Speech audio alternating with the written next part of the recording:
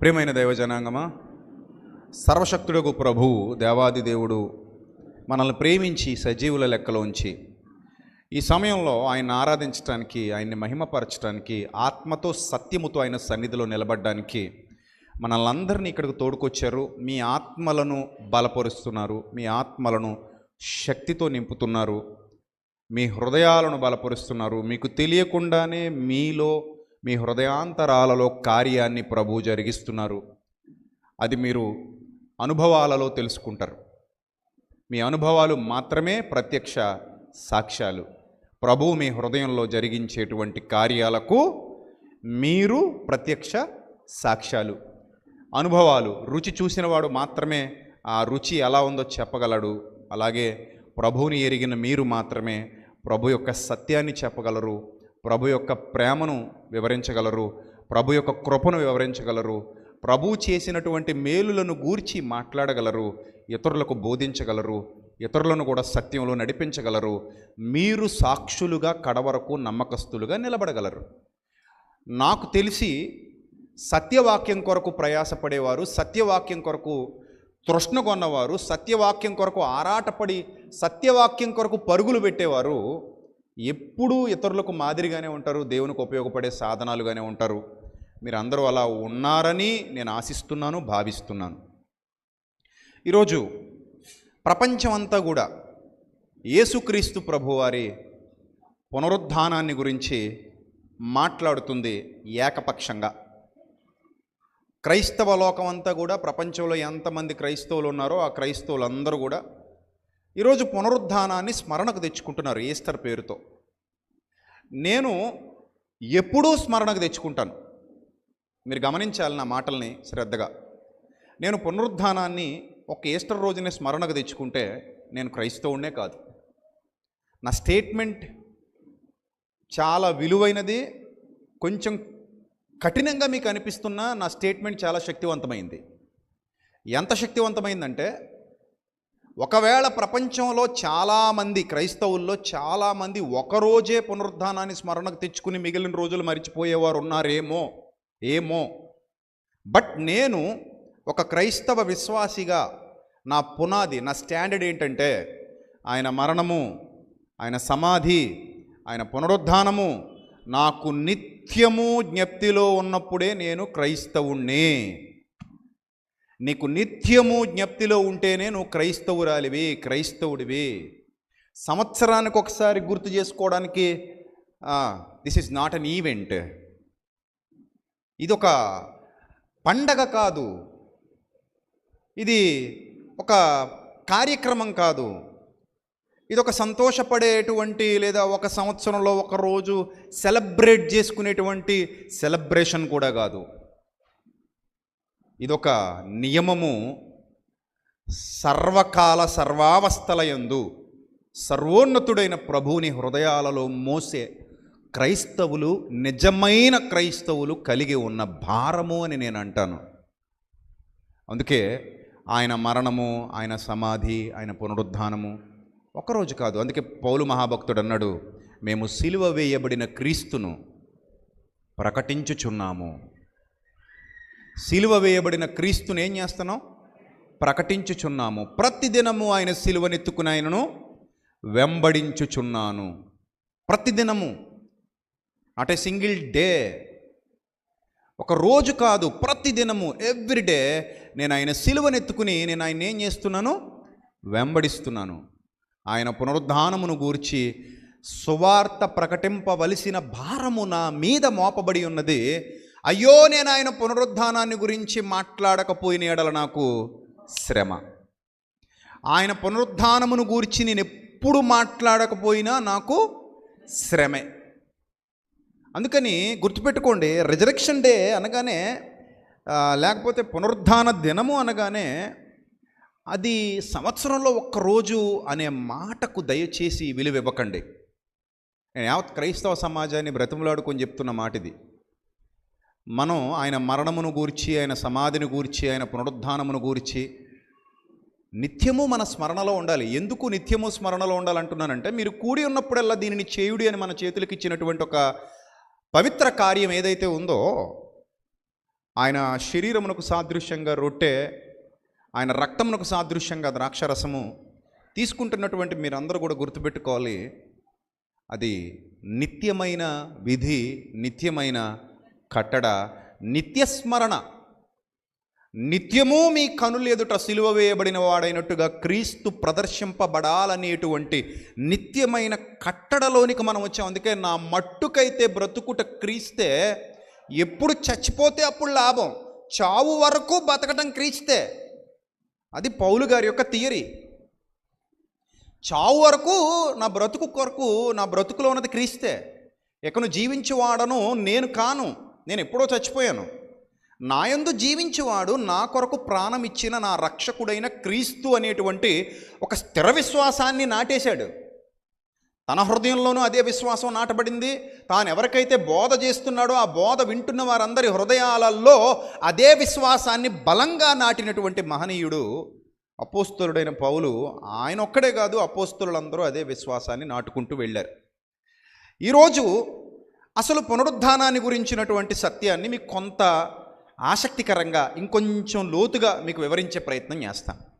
జాగ్రత్తగా వినండి. మీరే కాదు, యావత్ క్రైస్తవ సమాజానికి ఈ ప్రసంగం చాలా అవసరం. నేను మరలా చెప్తున్నాను, నేను భోజనం వండి మీకు వడ్డిస్తుంటే మీరు తిన్నంత తిని మిగిలింది ఏం చేయాలి? ఇతరులకు పంచాలి. ఇదే సూత్రాన్ని మీరు ఎప్పుడు మర్చిపోకండి. నా ప్రసంగాలు వినేవాళ్ళు కానీ, నా దగ్గర బైబిల్ నేర్చుకునేవాళ్ళు కానీ, మీరందరూ వినవలసినటువంటి ప్రాముఖ్యమైన సంగతి ఏంటంటే, నేను ఏది బోధిస్తున్నానో అది మీరు శ్రద్ధగా వినాలి. మీరు శ్రద్ధగా విన్న తర్వాత మీరు దానిని ఇతరులకు నేర్పించాలి, లేదా ఇతరులకు దానిని చేరవేయాలి. ఇది మీ అందరి బాధ్యత. మీ నాయకుడిగా, మీ అన్నగా, మీ అందరి మీద నేను మోపుతున్నటువంటి భారం అనుకుంటారో, బాధ్యత అనుకుంటారో, ఏదైనా అనుకోండి. బట్ ఇది ఖచ్చితం, తప్పదు. ఇంకా నాకు కుదరదు, నేను మొయ్యలేనడానికి వీల్లేదు. మీరు నా ద్వారా ఏది వింటున్నారో అది మీరు వినండి, నేర్చుకోండి.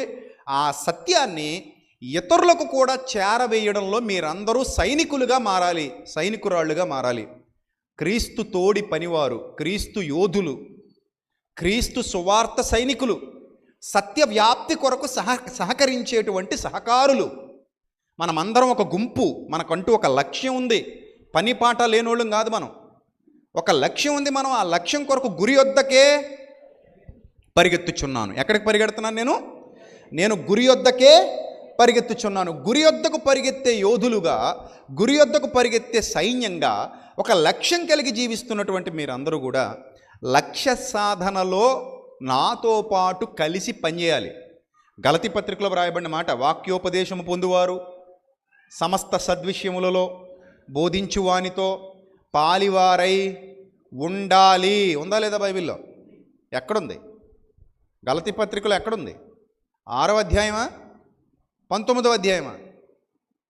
ఎన్నో అధ్యాయం? ఎన్నో వచనం? గలతీ పత్రిక అందరూ తీయాలి. 6వ అధ్యాయము ఎన్నో వచనం? చూడండి, పుట్టినోట్లు ఏం రాశాడు చూడండి, డైరెక్ట్ కిందకు వచ్చేసి. వాక్యోపదేశము పొందువాడు ఉపదేశించు వానికి మంచి పదార్థములన్నిటిలో భాగమియ్యాలి. అంటే నాకు మీకు ఉన్న లింక్ ఏంటట? దేవుడేసిన లింక్ ఇది, మనుషులు వేసింది కాదు. నీకు నాకు ఒక సంబంధం పెట్టాడు దేవుడు. ఏంటది? నీకు నాకు ఉన్న లింక్ ఏంటంటే, నేను వాక్యోపదేశకుడిగా ఉన్నాను, మీరు వాక్యోపదేశం పొందువారుగా ఉన్నారు. నా దగ్గర వాక్యోపదేశం పొందుతున్న మీరు చేయాల్సిన పని ఏంటంటే, ఉపదేశించే నాకు మంచి పదార్థములన్నిటిలో భాగం ఇయ్యాలి. అంటే దానికి ఆత్మ సంబంధమైన భాష ఏంటట? సమస్త సద్విషయాలలో నాతో పాటు మీరు కూడా కలిసి పనిచేయాలి. అర్థమైందా? ఆయన పని ఆయన చేసుకుంటాడు, మనకు సంబంధం లేదు. వచ్చాం, కూర్చున్నాం, వినేసాం, వెళ్ళిపోయామంటే శాపగ్రస్తులు. బాప్తిస్మం పొందిన ప్రతి ఒక్కరికి చెప్తున్నా, మీరు నాతో పాటు సువార్త పనిలో, దేవుని పనిలో పాలిభాగస్తులు కావాల్సిందే. నేను కాను అంటావా? దేవునికి చెప్పుకోలెక్క, నీ ప్రాణానికి నువ్వే ఉత్తరవాదివి. ఎందుకంటే మీ కాడి నేను మోస్తాను, నా కాడి మీరు మోయాలి. నా కాడి సులువుగాను, నా భారము తేలికగాను ఉంది. నా కాడి మీ మీద ఎత్తుకొని నా యొద్ద నేర్చుకోండి. అందులో దొంగతనం ఉండకూడదు, మళ్ళీ అననీయ సప్పిరలాగా. అందులో నాటకాలు ఉండకూడదు. అందులో ఎవరొకరు పడతారులేని మనకెందుకని చల్లగా జారుకుపోయేటువంటి స్వభావం ఉండకూడదు. మనకెందుకులే తప్పించుకుపోయేటువంటి దుర్నీతి సంబంధమైన స్వభావం ఉండకూడదు. ఎందుకంటే ఎవడును తన కోసమే బ్రతకడు, ఎవడును తన కోసమే చావడు. మనము బ్రతికినను ప్రభు కోసమే బ్రతుకుచున్నాము, మనం చనిపోయినను ప్రభు కోసమే చనిపోచున్నాము. ఈ సూత్రాన్ని మీరందరూ ఆధారం చేసుకుని నాతో పాటు సమస్త సద్విషయాలలో మీరు కూడా దేవుని పనిలో పాలిభాగస్తులై ఉండాలి, కష్టపడాలి, శ్రమపడాలి. ఇది మీ అందరి మీద దేవుడు మోపినటువంటి భారం, సులువైన భారం. అదేం భారమైన కాడి కాదు. నా భారము సులువుగాను తేలిగ్గాను ఉందన్నాడా, లేకపోతే ఇంకా కఠినంగా ఉందన్నాడా?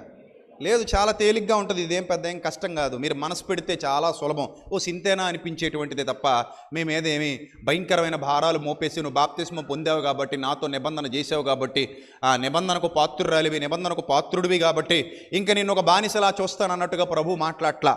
నీ కోసం నువ్వు బ్రతుకుతూ, నీ జీవితాన్ని నువ్వు జీవిస్తూ, ఈ లోకంలో నువ్వు నీ బ్రతుకుతూ దేవుని దీవెనలు, దేవుని ఆశీర్వాదాలు పొందుకుంటూ ఆయన పరిచర్యలో నువ్వు కూడా ఒక పాత్రగా వాక్యోపదేశకుడితో పాటు వాడబడాలన్నది rule. Rule is rule for all.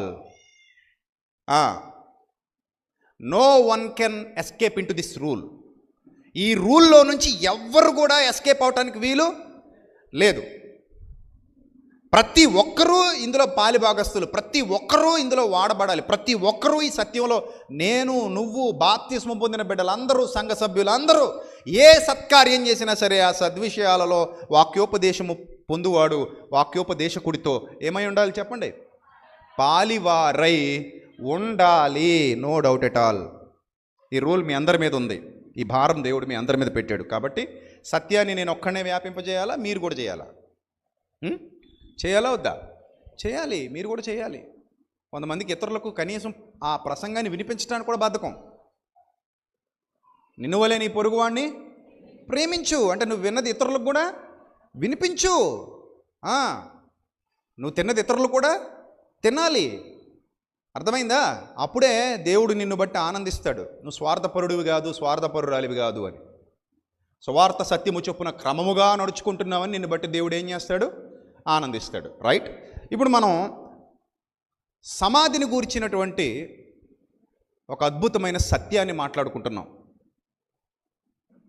ఈ సత్యం ఎంత గొప్పదంటే, ప్రపంచంలో చరిత్రలో కట్టుకథలు ఉంటాయి, చరిత్రలు ఉంటాయి. చరిత్ర వేరు, కట్టుకథలు వేరు. కట్టుకథలు మనిషి మట్టి మెదడులో పుడతాయి. వాళ్ళని మనం దర్శకులు అంటాం. దర్శకుడు అంటే he's a creator, writer, novelist. ఇలాగా ఒక నవల రాసిన, ఒక కథ రాసిన, లేకపోతే ఇంకోటి ఏదైనా రాసిన, ఒక కావ్యం రాసిన ఒక మనిషి మట్టి మెదడులో పుట్టే ఆలోచనలతో రాయొచ్చు, ఒక కథను సృష్టించవచ్చు. ఆ కథ, అందులో కథానాయకుడు, అందులో ఎవరైతే ప్రతివాది ఉన్నాడో ప్రతివాది, ఇలా ప్రతి ఒక్కరిని సృష్టించి ప్రొటాగనిస్ట్, యాంటాగనిస్ట్ వాళ్ళందరినీ సెట్ చేసి క్యారెక్టర్స్ ఇంకా బిల్డప్ చేసి చక్కగా ఒక కథను మలుచుకుంటూ వెళ్ళిపోవచ్చు. అది ఎక్కడ పుడుతుందంటే మనిషి మట్టి మెదడులో పుడుతుంది. అలాంటిది కాదు యేసుప్రభు వారి చరిత్ర.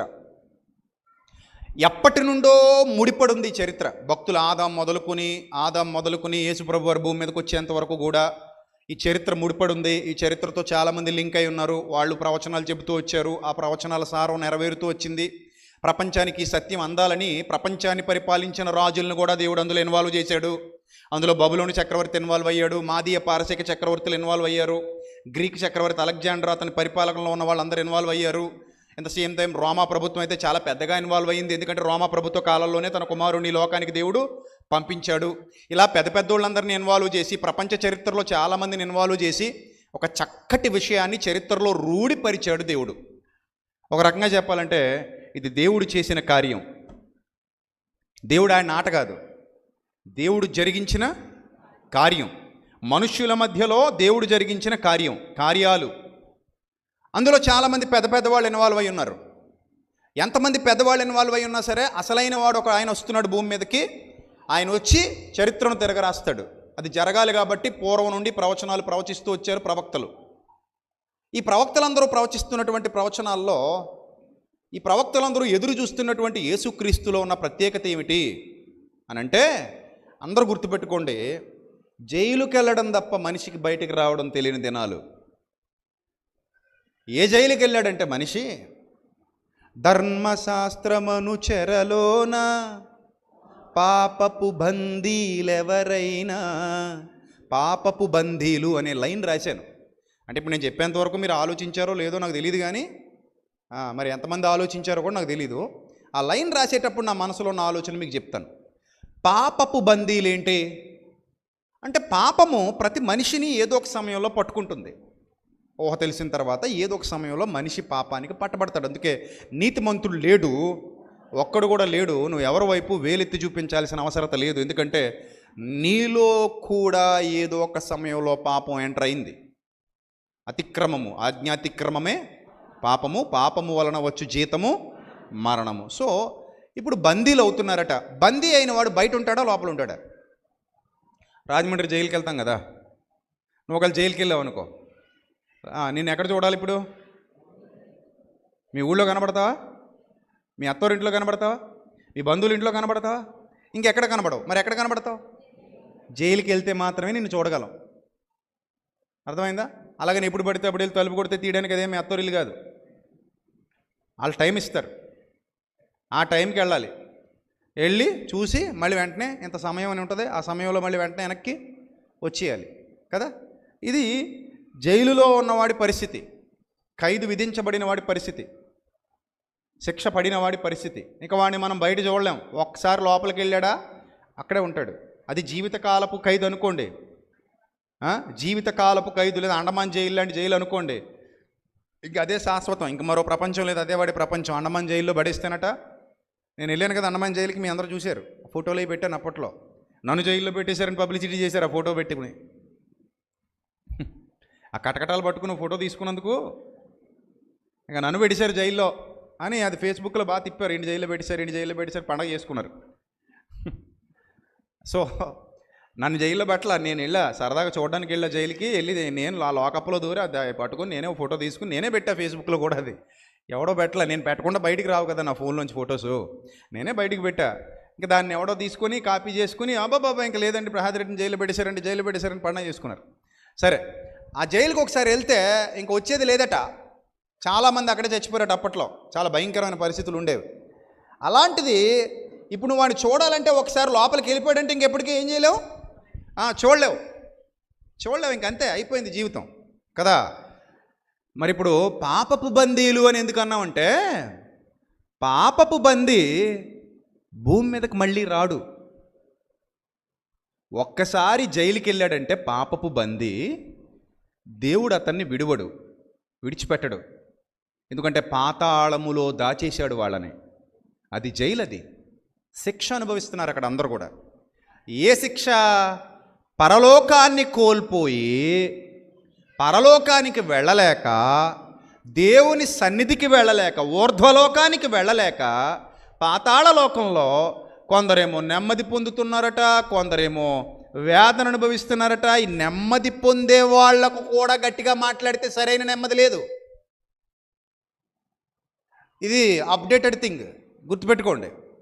నెమ్మది పొందే వాళ్ళకు కూడా ఇంకా పరిపూర్ణమైన నెమ్మది లేదు గనకనే ఆయన నిర్గమమును గురించి మాట్లాడడానికి మోషే ఎలియాలు యేసుప్రభు వారి దగ్గరికి వచ్చారు. అయ్యా మా బతికేటయ్యా, ఇంకెంతకాలం అయ్యా ఇక్కడ మా బతికేటి, ఇంకెంతకాలం, ఎందుకు ఇంకా సరైన పరిపూర్ణమైన నెమ్మది ఇంకా వాళ్ళకు కూడా లేదు.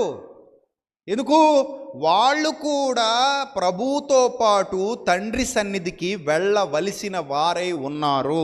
మనము లేకుండా వారు సంపూర్ణులు కాకుండు నిమిత్తము అని హెబ్రీ పత్రికలో గ్రంథకర్త చెబుతున్నాడు. మనము లేకుండా వారు ఏం గారట? సంపూర్ణులు కాకుండు నిమిత్తము. దేవుడు వారిని అలా ఉంచాడు. విశ్వాస వీరులే కాకపోతే ఉంచాడు. వాళ్ళు ఉండాలి, అందరితో పాటు కలిపే తండ్రి సన్నిధికి వెళ్ళాలి. దావీదు ఇంకనూ పరలోకమునకు ఎక్కిపోలేదు. అపోస్తలుల కార్యాల్లో మీరు చాలాసార్లు చదువుకున్నారు. అంటే వీళ్ళందరూ ఎవరంటే పాపపు బందీలు. చెప్పండి, ఎవరు? పాపపు బందీలు. ఈ పాపపు బందీలందరూ ధర్మశాస్త్రం అనే చెరలో ఆజ్ఞ వచ్చింది కనుక పాపానికి బలం వచ్చింది, మనస్సాక్షిని బట్టి తీర్పులు జరిగాయి. ప్రతి మానవుడు పాపము వలన పట్టబడ్డాడు. పాపము లేనివాడు ప్రపంచంలో ఎవడు లేడు. అందుకే మరణాన్ని గెలిచి బయటికి రాలేక అందరూ ఏమయ్యారంటే పాపం వలన వచ్చే జీతానికి బందీలయ్యారు. అర్థమైందా? పాపం జైలు అనుకోండి, మరణం జైల్లో ఉన్నటువంటి సెల్. మీకు అర్థమైందా? పాపం అనేది దేంతో పోల్చొచ్చు? మొత్తం జైలు, మొత్తం జైలు చుట్టూ పెద్ద పెద్ద గోడలతో ఉన్న మొత్తం జైలు పాపం అయితే, ఈ పాపం అనే చెరలో మరణం ఉంది. ఆ మరణమే ఆ సెల్ అంటే ఏంటది? అతన్ని ఉంచినటువంటి జైలు గది, చెరసాల. ఎందులో అయితే పడేసి తలుపేసేసారో చెరసాలలో, అది పాపంలో భాగం. అంటే జైలులో భాగం జైలు గది అయితే, పాపంలో భాగమే మరణమైంది. ఈ మరణం భౌతికమైనది కాదు, అభౌతికమైనది. అది చాలాసార్లు మీకు చెప్పాను. ఇంకా అది వదలదు మనిషిని బయటికి. ఎందుకంటే శిక్ష అనుభవించవలసిన వాడవు, శిక్ష అనుభవించవలసిన దానవు గనుక నిన్నది బయటకు వదలదు. నువ్వు ఎప్పటికీ ఎందులో ఉండాలి? ఇంకా ఆ మరణపు చెరలో బందీవి కావాలి. అయ్యారా లేదా బందీలు? మీరు చెప్పండి. చరిత్రను అడుగుతున్నాను నేను. మీకు కట్టుకథలు చెప్పి కల్పనా కథలు చెప్పట్లేదు నేను. చరిత్ర మీ కళ్ళ ముందు పెడుతున్నాను. మరణానికి బందీలు మనుషులు అవుతున్నారా అవ్వట్లేదా? అవుతున్నారా అవ్వట్లేదా? అవుతున్నారు. మీకు తెలుసా చనిపోయిన వాళ్ళని గురించి? మీకు ఎంతమంది మీరు ఎప్పుడైనా చనిపోయిన వాళ్ళని గురించి విన్నారా? లేదా మీరు పుట్టాక ఎవరు చచ్చిపోలేదా? ఆ వార్త ఎప్పుడు మీరు వినలేదా? నేను ఎప్పుడు పుట్టిన తర్వాత పుట్టి బుద్ధిరిగాక ఇప్పటి వరకు చావును గురించిన వార్తనే వినలేదండి అనే వింత జీవులు ఎవరైనా ఉన్నారేంటి ఇక్కడ? ఉన్నారా? లేరు కదా. పుట్టి బుద్ధిరిగిన తర్వాత మీ ఇళ్లలోనూ, మీ పక్కిళ్లలోనూ, మీ ఊర్లోనూ, మీ బంధుగణంలో, మీ స్నేహవర్గంలో చాలా చోట్ల మీరేం విన్నారు చెప్పండి? మరణం మరణం మరణం మరణం మరణం మరణం వింటూనే ఉన్నారు. మరణ వార్త విన్నారా? మరణ వార్త చాలామంది విన్నారు. మరణ వార్తలు చాలామంది విన్నారు. మరణ వార్త విన్న తర్వాత మరి ఇప్పుడు ఏమైంది? వాళ్ళు ఎక్కడున్నారు? మరణమైన వారు ఇక మరలా భూమికి తిరిగి రాలేరు. వాడు మరి ఎప్పుడునూ తన ఇంటికి రాడు. యోబు గ్రంథం. ఒక్కసారి అదృశ్యమై పాతాళమునకు పోయిన వాడు ఎప్పుడునూ వెనక్కి తిరిగి రాడు. వాడు మరి ఎన్నడునూ తన జన్మభూమిని చూడడు. మరి ఎన్నడునూ మరలా తిరిగి మీ మధ్యలోనికి రాడు. ఎందుకంటే అతడు వెళ్ళిపోయాడు. అతడు ఏమయ్యాడు? వెళ్ళిపోయాడు. వెళ్ళిపోయిన వాడు మరలా తిరిగి సజీవుల దేశమున కనబడుట అసంభవము, అసాధ్యము. జైలుకెళ్ళిన వాడు శాశ్వత కాలపు ఖైదు చేయబడినట్టుగా మరణవశమైపోయిన వాడు శాశ్వత కాలపు ఖైదులోనికి వెళుతున్నాడనేది బైబిల్ చెప్పిన సత్యం. కనుకనే మనకి ఎవ్వరూ మళ్ళీ కనబడలేదు. కనబడారా? ఎవ్వరు కనబడలేదు, కనబడరు కూడా. ఇప్పుడు మనమైనా సరే వెళ్ళిపోతే మళ్ళీ ఇక్కడ వీళ్ళు ఎవరికీ కనబడం. అంతే, కొన్నాళ్ళకు మనల్ని మర్చిపోయి వాళ్ళ బతుకాలు బతుకుతుంటారు, వాళ్ళ పనులు వాళ్ళు చేసుకుంటుంటారు. ఒకరోజు 2 రోజులు ఏడ్చినా జీవితకాలం అంతా నీ కోసం ఏడవరు. కొన్నాళ్ళకి గుర్తొచ్చినా కూడా ఏడుపు రాదు. ఎందుకంటే ఇక అయిపోయిందన్న విషయాన్ని వాళ్ళు జీర్ణించేసుకున్నారు. ఇక నిన్ను మెల్లిగా మర్చిపోతారు. నువ్వు వాళ్ళ జ్ఞాపకాల్లో కూడా ఉండవు. ఆ తర్వాత వాళ్ళు, వాళ్ళ కుటుంబం, వాళ్ళ సభ్యులు, వాళ్ళ జీవితం అలా ముందు కొనసాగుతూ ఉంటుంది. ఇక్కడ చరిత్ర ఆగదు. ఇది ఒకరు పోయినంత మాత్రాన ఏం ఆగదు. మీరు అనుకోవచ్చు అమాయకంగా, నేను చచ్చిపోతే మొత్తం అంతా ఆగిపోద్ది అనుకుని కొంతమంది పిచ్చివాళ్ళు మూర్ఖత్వంతో, అమాయకత్వంతో ఆత్మహత్యలు చేసుకుంటుంటారు. నువ్వు చచ్చిపోతే ఎవ్వరు ఆగరు. 2 రోజులు ఇంట్లో అన్నం మానేస్తారేమో, 3వ రోజు మళ్ళీ వండుకు తినేస్తారు. ఇంకా గట్టిగా మాట్లాడితే 11వ రోజు నీ పేరు చెప్పుకుని వండుకు తింటారు. అనవసరంగా చచ్చే వాళ్ళకి భోజనాలు పెట్టడానికి. అంతే, అర్థమైందా? మళ్ళీ సంవత్సరం పోయాక మళ్ళీ నీ పేరు చెప్పుకునే మళ్ళీ వండుకు తింటారు. అర్థమైందా? వర్ధంతి పేరుతో, సంవత్సరకం పేరుతో మళ్ళీ తింటారు. అంటే నువ్వు ఎందుకు పోయేట్టు? వాళ్ళ భోజనం పెట్టడానికా? అంతేనా? అంతకుమించి నువ్వు బాధ పెట్టింది ఏమీ లేదు. ఇది తెలియక కొంతమంది అజ్ఞానంలో అనుకుంటారు, నేను చనిపోయి బాధ పెట్టేస్తాను, నేను చనిపోయి ప్రతీకారం తీర్చుకుంటాను, నేను చనిపోయి వాళ్ళని ఇబ్బందులకు గురి చేసేస్తాను, నేను చనిపోయి మానసిక వేదనకు గురి చేసేస్తాను. ఏ వేదన శాశ్వత కాలం ఉండవు బిడ్డ. నీ వేదనే శాశ్వత కాలం ఉంటుంది. నువ్వు అనవసరంగా నీ జీవితాన్ని నువ్వు పాడు చేసుకుంటున్నావు. దేవుడిచ్చిన బ్రతుకును అర్ధాంతరంగా ముగించుకుని, అందాన్ని పాడు చేసుకుని, ఆనందాన్ని పాడు చేసుకుని ఈ లోకాన్ని విడిచిపెట్టి వెళ్ళడం తప్పితే ఎవ్వరూ నువ్వు అనుకున్నట్టుగా బాధపడే వాళ్ళు ఉండరు, మర్చిపోతారు కదా. సో కాబట్టి మరణం నిన్ను మాయం చేసేస్తుంది, మళ్ళీ ఇక్కడికి రానివ్వట్లా. ఇది ప్రపంచానికి బాగా తెలుసు. అప్పుడే ప్రపంచం ఆలోచనలో పడింది. అంటే సమాధికి వెళ్ళిన వాడు మరలా తిరిగి రాడన్నమాట. సమాధికి వెళ్ళిన వాడు మరలా తిరిగి రాడు. కారణమేమి? పాపం, అపరాధం. అందుకే బైబిల్ గ్రంథం చాలా స్పష్టంగా అపరాధముల చేతను, పాపముల చేతను మీరు చచ్చిన వారై అని ఎందుకని డిక్లేర్ చేసేటేంటి? చచ్చిన వారని బతుకుండగానే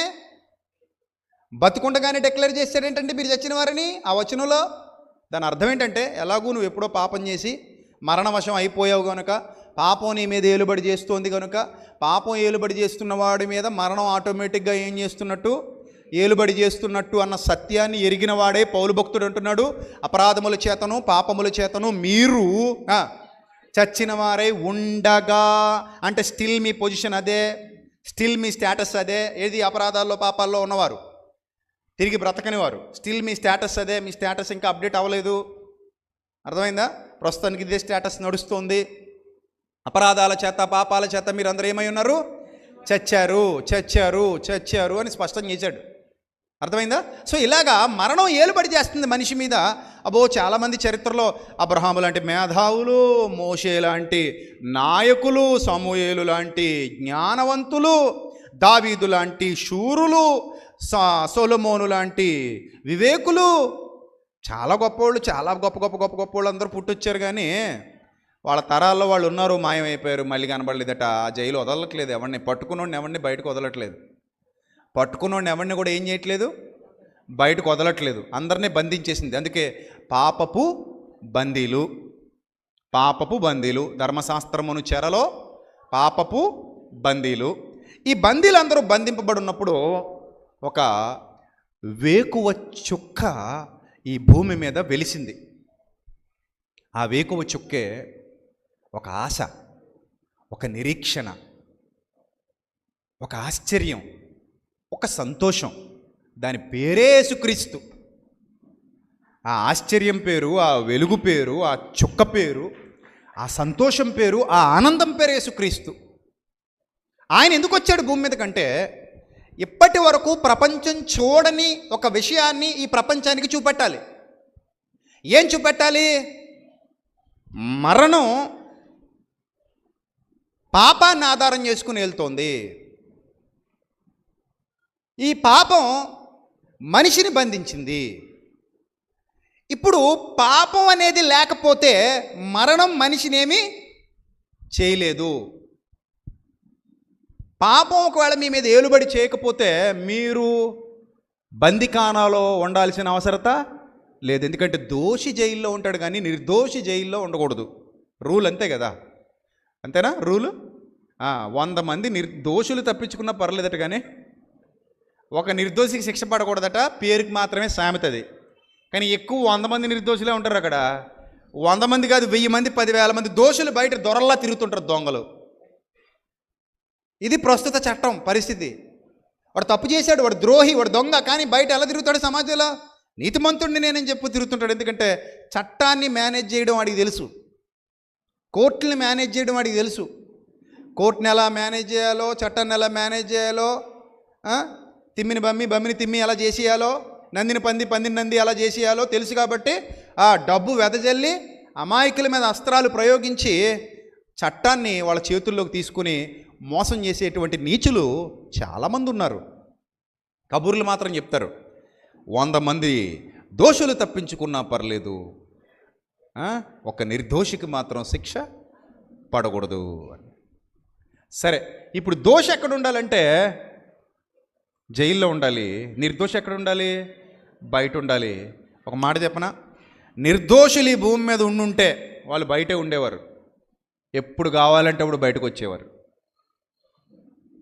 ఒకవేళ వాళ్ళు నిర్దోషులైతే స్వతహాగా ఊహ తెలిసిన తర్వాత వారిలో ఏ పాపము చొరబడి ఉండకపోయినట్లయితే, వారు పరిశుద్ధులైతే,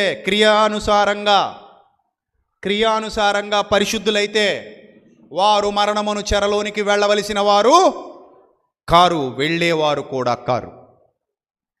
ఈ విషయంలో ప్రపంచం ఓడిపోతూ ఉంది. చరిత్రలో చరిత్రకారులు ఉన్నారు, రాజులు ఉన్నారు, యోధులు ఉన్నారు, వీరులు ఉన్నారు, శూరులు ఉన్నారు. అది కూడా రాశాను నేను పాటలో. యుద్ధం గెలిచిన వీరులున్నారు, శూరులున్నారు, పాపాన్నే జయించిన వారు ఎవరైనా ప్రపంచ పటంలో కనబడుతున్నారు. ముల్లోక మహాయోధుడు అనుకుంటున్న పాట, ముల్లోక మహాయోధుడు టైటిల్ సాంగ్. ఆ పాటలో రాశాను ఇవన్నీ కూడా. లోకం గెలిచిన రాజులున్నారు, యుద్ధం గెలిచిన శూరులున్నారు, సింహాలను అరచేత చంపారు, శతసైన్యాలను లొంగదీశారు. ఆ పాపాన్ని జయించిన వారెవరైనా చరిత్ర పుటల్లో లిఖింపబడ్డారా?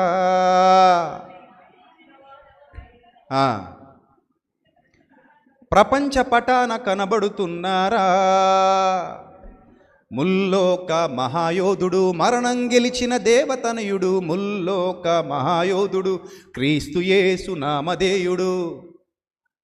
ఆ పాటలో భావం ఇదే. ఇప్పుడు నేను అదే చెప్తున్నాను మీకు. అందుకే నా పాటలే ప్రసంగాలు, సరిగ్గా బుర్రపెట్టి వింటే. అందులో భావాలు ఇవే. ఏంటంటే ఇప్పుడు యేసుక్రీస్తు ప్రభువు ప్రపంచంలో ఒక అద్భుతాన్ని సృష్టించడానికి వచ్చాడు. ఏంటా అద్భుతం అంటే, ప్రపంచానికి తెలిసింది ఒకటే, బందీలు బందీలు బందీలు రారు బయటికి. అండమాన్ జైలుకి వెళ్ళినా బయటికి రావచ్చేమో, తిహార్ జైలుకి వెళ్ళినా బయటికి రావచ్చేమో, కానీ మరణం అనే జైలుకి వెళ్తే ఎవ్వడు బయటికి రాడు బిడ్డ, ఎవ్వడు బయటికి రాడు. రేపేళ్ళుండి మనం కూడా వెళ్ళబోతున్నాం. రేపేళ్ళుండి అంటే కరెక్ట్గా రేపేళ్ళుండి అని కాదు, భావయుక్తంగా చెప్తున్నాను, ఏదో వాడుక భాష. రేపేళ్ళుండి అన్నాడు, రేపేనండి అని కంగారు అయిపోకండి. అంటే నెలకు సరిపడా సరుకులు కొనేసుకున్నాం, ఈయనేమో రేపేళ్ళుండి అంటున్నాడు, ఇదేమన్నా ప్రవచనమా ఏంది కొంపదీసి అని కంగారు అయిపోకండి. ఇవేం ప్రవచనం కాదు. అలాగని మీరు రేపేళ్ళుండి వెళ్ళరు కూడా, ఏమో చెప్పలేము, అది నా చేతిలో లేదు. సో అది వాడుక భాష. సో మనం కూడా వెళ్తాం కదా, మరణం ఆ బందీలోకి మనం కూడా వెళ్తాం, ఏదో రోజు వెళ్తాం. రావు మళ్ళీ చెప్పే మాటలు చాలా ఈజీగా ఉంటాయి. కుక్కల పడతావు, నక్కల పడతావు, పందిలా పడతావు, మళ్ళీ పడతావు, అలా పడతావు, ఇలా పడతావు, అక్కడ పడతావు, ఇక్కడ పడతావు. ఏ పుట్టినోడు ఎవడో లేడు, చూసినోడు ఎవడో లేడు, చెప్పినోడు ఎవడో లేడు, వచ్చినోడు ఎవడో లేడు.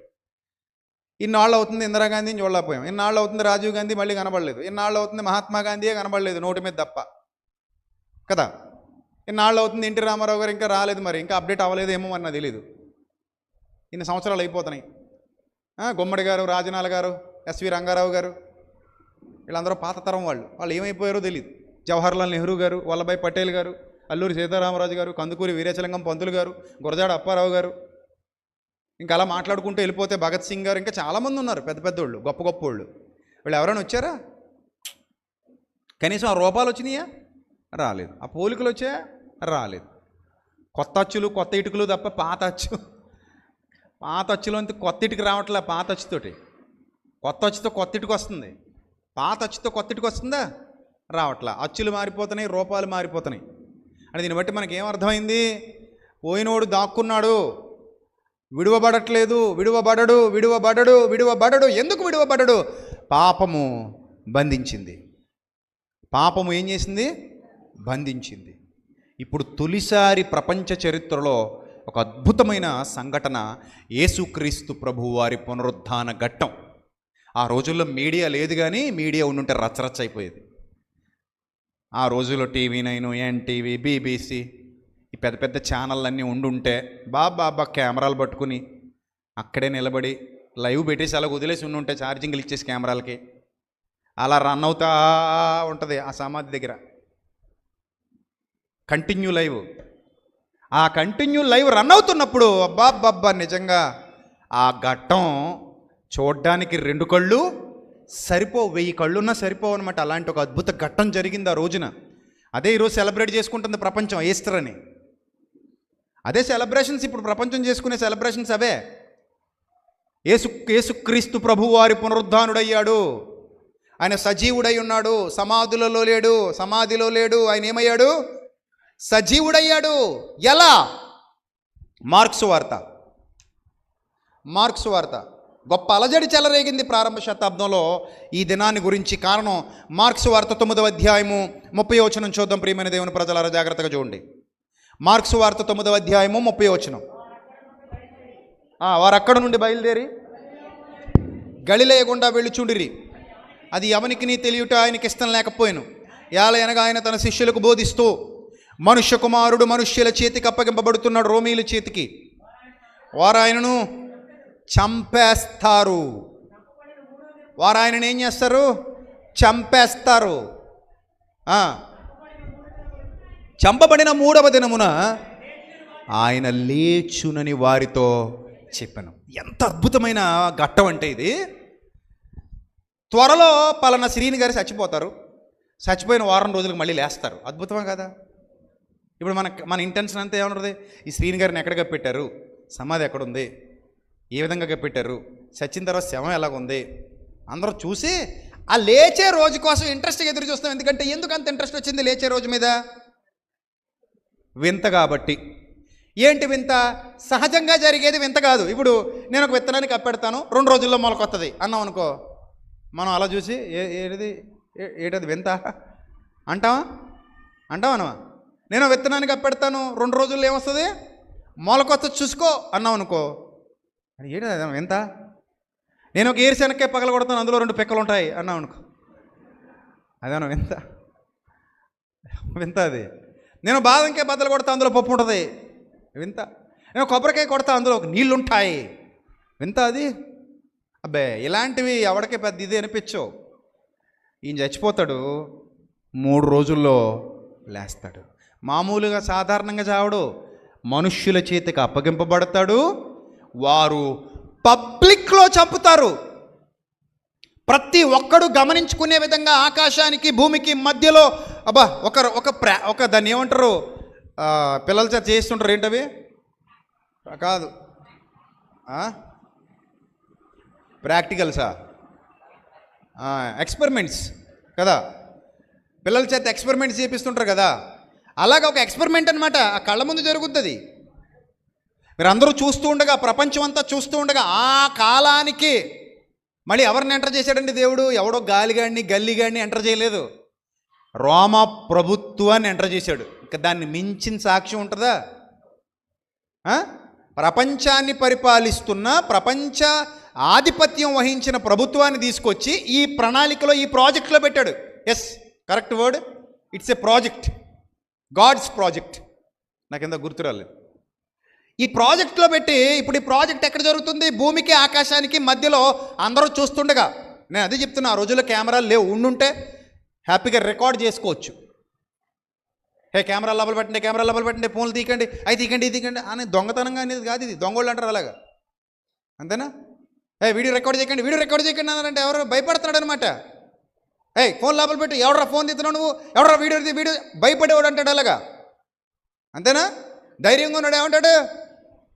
తీసుకో, నీ ఇష్టం, నీ ఓపిక అంటాడా? ఆ రోజుల్లో కానీ కెమెరాలు ఉండుంటే ఖచ్చితంగా యేసుక్రీస్తు ప్రభు వారి ఆ ప్రాజెక్ట్, దేవుని ప్రాజెక్ట్, ఆ ఘట్టం ఖచ్చితంగా ఏం చేసేవారు? రికార్డ్ చేసేవారు. ఎస్, రికార్డ్ అయ్యేది. It could be recorded. అది రికార్డ్ అయ్యి ఉంటే అదిరిపోయేది, కానీ అవ్వలేదు కదా మరి. రికార్డ్ అయ్యి ఉంటే చాలా బాగుండేది కదా.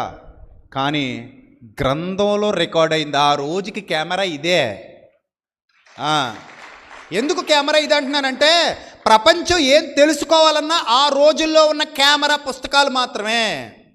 అవి గ్రంథాలైనా ఇంకోటైనా చెట్ల మీద వ్రాయబడినా, బెరళ్ళ మీద వ్రాయబడినా, పలకల మీద, రాతి పలకల మీద చెక్కబడినా, లేకపోతే ఏమైనా ఆకులు తీసుకొచ్చి ఆకుల్ని ఎండబెట్టి వాటి మీద రాసినా, ఆ రోజుల్లో కెమెరాలేవి. ఎస్, చరిత్ర పుస్తకాలు. ఇప్పుడంటే కెమెరా ఎవిడెన్స్, అప్పుడు బుక్ ఎవిడెన్స్. అంతెందుకు, నా చిన్నతనం వరకు కూడా బుక్ ఎవిడెన్సే. ఏదైనా ఉంటే బుక్లో రాయడమే. ఇప్పటికి కూడా ఎవిడెన్స్కి ఉందా? పేపర్లే ఉంటున్నాయి. ఇది నీ స్థలం అని రుజువు ఏమి అన్నాడు ఎవడైనా, నువ్వేం చేయాలి? పరిగెత్తుకెళ్ళి మీ అమ్మ నీకు, ఈ స్థలం నీది నాయన, రికార్డ్ అవుతుందా బాబు? ఈ స్థలం నీది నాన్న, రికార్డ్ అవుతుందా నాయన అని అన్నట్టుగా ఫోటోలు వీడియోలు ఉండవు. మరి ఏముంటాయి? దస్తావేజులు, వేలు ముద్రలు, సంతకాలు. అది పట్టుకొస్తేనే ఈ స్థలం నీది, లేదా ఈ ఇల్లు నీది, ఈ పొలం నీది. ఇవన్నిటికీ కూడా ఇప్పటికీ రుజువుగా ఏం వాడుతున్నావు? పేపర్లైనా వాడుతున్నావు, కాగితాలైనా వాడుతున్నావు. అప్పుడు కూడా వాడినవేంటి? కాగితాలు. ఇదిగో కాగితాలు ఇస్తున్న సాక్ష్యాలు. ఆ రోజు కాగితంలో ఏం రాయబడింది, పుస్తకంలో ఏం రాయబడింది, చరిత్రలో ఏం రాయబడింది? ఇది కట్టుకథ కాదు, చరిత్ర. చరిత్రలో ఏం రాయబడిందంటే, ఆయన ఆకాశానికి భూమికి మధ్యన వేలాడతాడు. అది ప్రపంచం అంతా చూస్తుండగా జరిగే మరణం. కొన్ని మరణాలు ప్రపంచం అంతా చూడవండి. చచ్చిపోయాక మనకు తెలుస్తుంది, చచ్చిపోయాడటమ్మా, ఎలా చచ్చిపోయాడని అడుగుతాం వెంటనే మనం, అంతేనా? ఫేస్బుక్లో పోస్ట్ వస్తుంది, పలానా ఆయన పోయాడటని. కింద కామెంట్లు చూడండి, ఉత్సుకత. పోయాడన్న బాధ కంటే కూడా ఎలా పోయాడో తెలుసుకోవాలన్న ఆత్రుత ఎక్కువ ఉంటుంది అక్కడ. కింద కామెంట్లన్నీ వెతుక్కుంటుంటారు, ఎలా పోయాడంటే ఇతను ఇంత చిన్న వయసులో ఎలా పోయాడంట అని. ఇంక ఉండబట్టలేక కింద కామెంట్ పెడతారు, ఏమని? బాబు ఎలా పోయాడో చెప్పండి రా బాబు, లేకపోతే మేము పోయేలాగా ఉన్నాం ఇక్కడ. ఈ టెన్షన్ తట్టుకోలేక. ఎలా పోయాడో చెప్పండి కొంచెం అంటే అప్పుడు కింద వాళ్ళు పెడతారు హార్ట్ అటాక్ అని, యాక్సిడెంట్ అని, ఇంకోటని రాశాక అమ్మయ్య అలా పోయాడా అని సంతోషపడతారు కదా. యేసుప్రభు వారి మరణం అలా సీక్రెట్ డెత్ కాదు, అది పబ్లిక్లో జరిగే ప్రాజెక్ట్. అది తీసుకెళ్ళు ఆకాశానికి భూమికి మధ్యలో ఒక కొయ్యకు వేలాడదీసి మీకు ఇష్టమైనట్టుగా సిలువ వేసి చంపేయండి. ఎలా చంపేసినా తిరిగి వచ్చేస్తాడు. ఎందుకు తిరిగి వచ్చేస్తాడంటే ఆయనలో పాపం లేదు, నాలో పాపం ఉన్నదని మీలో ఎవడు స్థాపించునని గర్జించిన యోధాగోత్రపు కొదమసింహం ఆయన. ప్రపంచంలో ఇంతవరకు ఎవరు లేరు అలాగా. అందుకే మరణానికి భయపడి ఉండొచ్చు, కానీ యేసుప్రభు వారికి మరణం అంటే భయం లేదు. ఎందుకంటే వెళ్ళి తిరిగి వచ్చేస్తాడు. షడ్రక్ మెషక్ అబేద్నెగోలకు అగ్నిగుండం అంటే భయం లేదట. వాళ్ళకంటే చిన్నోడు అనుకుంటున్నారు యేసుక్రీస్తు. నువ్వు మమ్మల్ని శిక్షించినా పర్లేదు, నువ్వు మమ్మల్ని బతికించినా పర్లేదు, ఆయన మమ్మల్ని కాపాడినా పర్లేదు, కాపాడకపోయినా పర్లేదు, రాజా నువ్వు చెప్పిన పని మాత్రం మేము చెయ్యం. ఓసాయి వేసినోళ్ళు కాలిపోయారట. అప్పుడు రాజుగారు అడుగుతున్నారట, నాయన అక్కడ మీకు ఎంతమంది కనబడుతున్నారు? నాకు చత్తువారు వచ్చింది కదా, కొద్దిగా పెద్ద కళ్ళజోడు ఉంటే తెప్పించిన ఆయన, ఎంతమంది కనబడుతున్నారు అక్కడ అబ్బిగే అన్నాడట. అప్పుడు ఏం చెప్పారట, అయ్యా వాళ్ళు ముగ్గురు, వేసిన వాళ్ళు ముగ్గురు, వాళ్ళతో పాటు ఎవరో ఇంకొక పర్సన్ కూడా కనబడుతున్నాడు బాబయ్య. అందులో మనం వేసింది ఎంతమందిని? ముగ్గురునే కదా, మరి అక్కడ నాలుగోడు ఎవడంట? ఆ లోపల పిక్నిక్ వచ్చిన వాళ్ళు ఎవరంటే ఇంకా వాళ్ళు మిగిలిన వాళ్ళు దేవదూతలు వచ్చి కూర్చున్నారు అక్కడ. ఇంకా అనదర్ పర్సన్ ఎవరైతే ఉన్నారో దేవదూతలు వచ్చారట వీళ్ళతో పాటు. అంటే వాళ్ళకే అంత ధైర్యం ఉన్నప్పుడు అన్నీ తెలిసిన యేసుక్రీస్తుకి ఎంత ధైర్యం ఉండాలి. అందుకే ఆ ప్రాజెక్టుకు ఒప్పుకున్నాడు.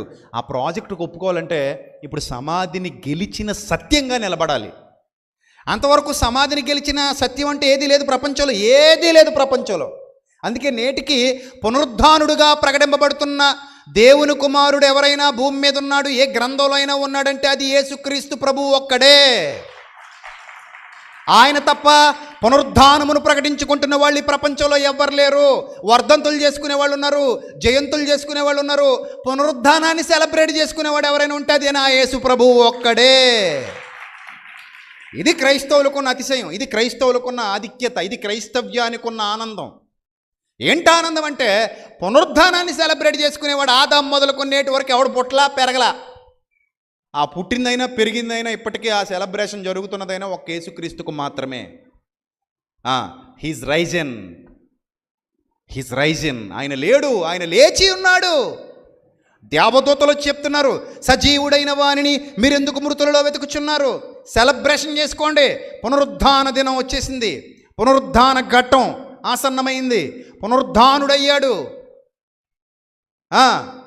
అది సెలబ్రేట్ చేసుకోండి. ప్రపంచంలో ఇంతవరకు ఎవరు ఆ ఆధిక్యతను సాధించిన వారు లేరు. దీనికి ఒక అద్భుతమైన విషయం చెప్తాను. ఇప్పుడు మనం మార్క్స్ వార్తలో చదువుకున్నాం కదా, ఏం చదువుకున్నామంటే ఆయన మరణించబోతున్నాడని, చంపబడతాడని, చాలా క్రూరంగా చంపుతారని, సిలువ వేస్తారని, ఇలా జరగబోతుందని, ఇదంతా పబ్లిక్లోనే జరుగుతుందని యేసుప్రభు వారు ముందే శిష్యులకు చెప్పుకుంటూ వచ్చారు. అన్ని చోట్ల ఈ విషయం రాయబడింది. మత్తయి రాశాడు, మార్క్ గారు రాశారు, లూకా రాశాడు, యోహాన్ రాశారు, ఇలా అందరూ కూడా రాశారు. ఏం రాశారంటే ఆయన మరణించడం అంటే మామూలుగా చంపబడతాడు, చంపబడి 3వ దినమున మరలా తిరిగి లేస్తాడని వ్రాయబడింది. అన్ని చోట్ల కూడా వ్రాయబడింది. అయితే ఆ విషయాన్ని విన్నప్పుడు వాళ్ళ రియాక్షన్ ఎలా ఉందో ఒకసారి చూద్దాం. మత్తయి సువార్త 27వ అధ్యాయము, మత్తయి సువార్త 27వ అధ్యాయము, జాగ్రత్తగా అబ్జర్వ్ చేయండి. మత్తయి సువార్త 27వ అధ్యాయము 62 నుంచి చదువుతాం.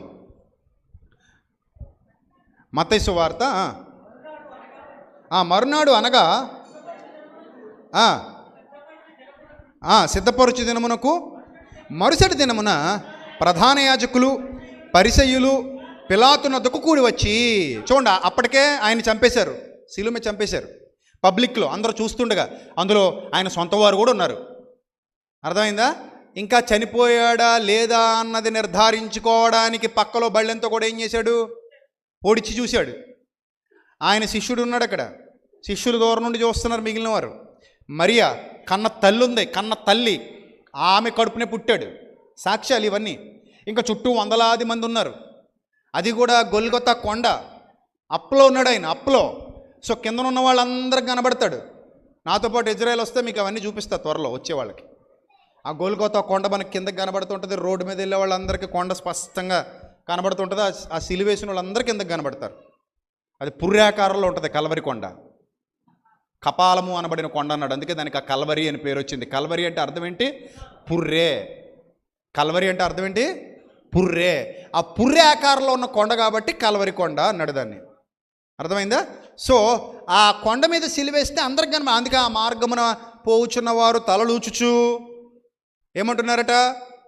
దేవాలయమును పడగొట్టి 3 దినములలో కట్టువాడా, చేతనైతే సిలువ మీద నుండి దిగిరా, నిన్ను నువ్వే ఏం చేసుకో, రక్షించుకో, నిన్ను నువ్వే కాపాడుకో, ఇలా ఆయనను వెక్కిరింతల పాలు చేస్తున్నారు.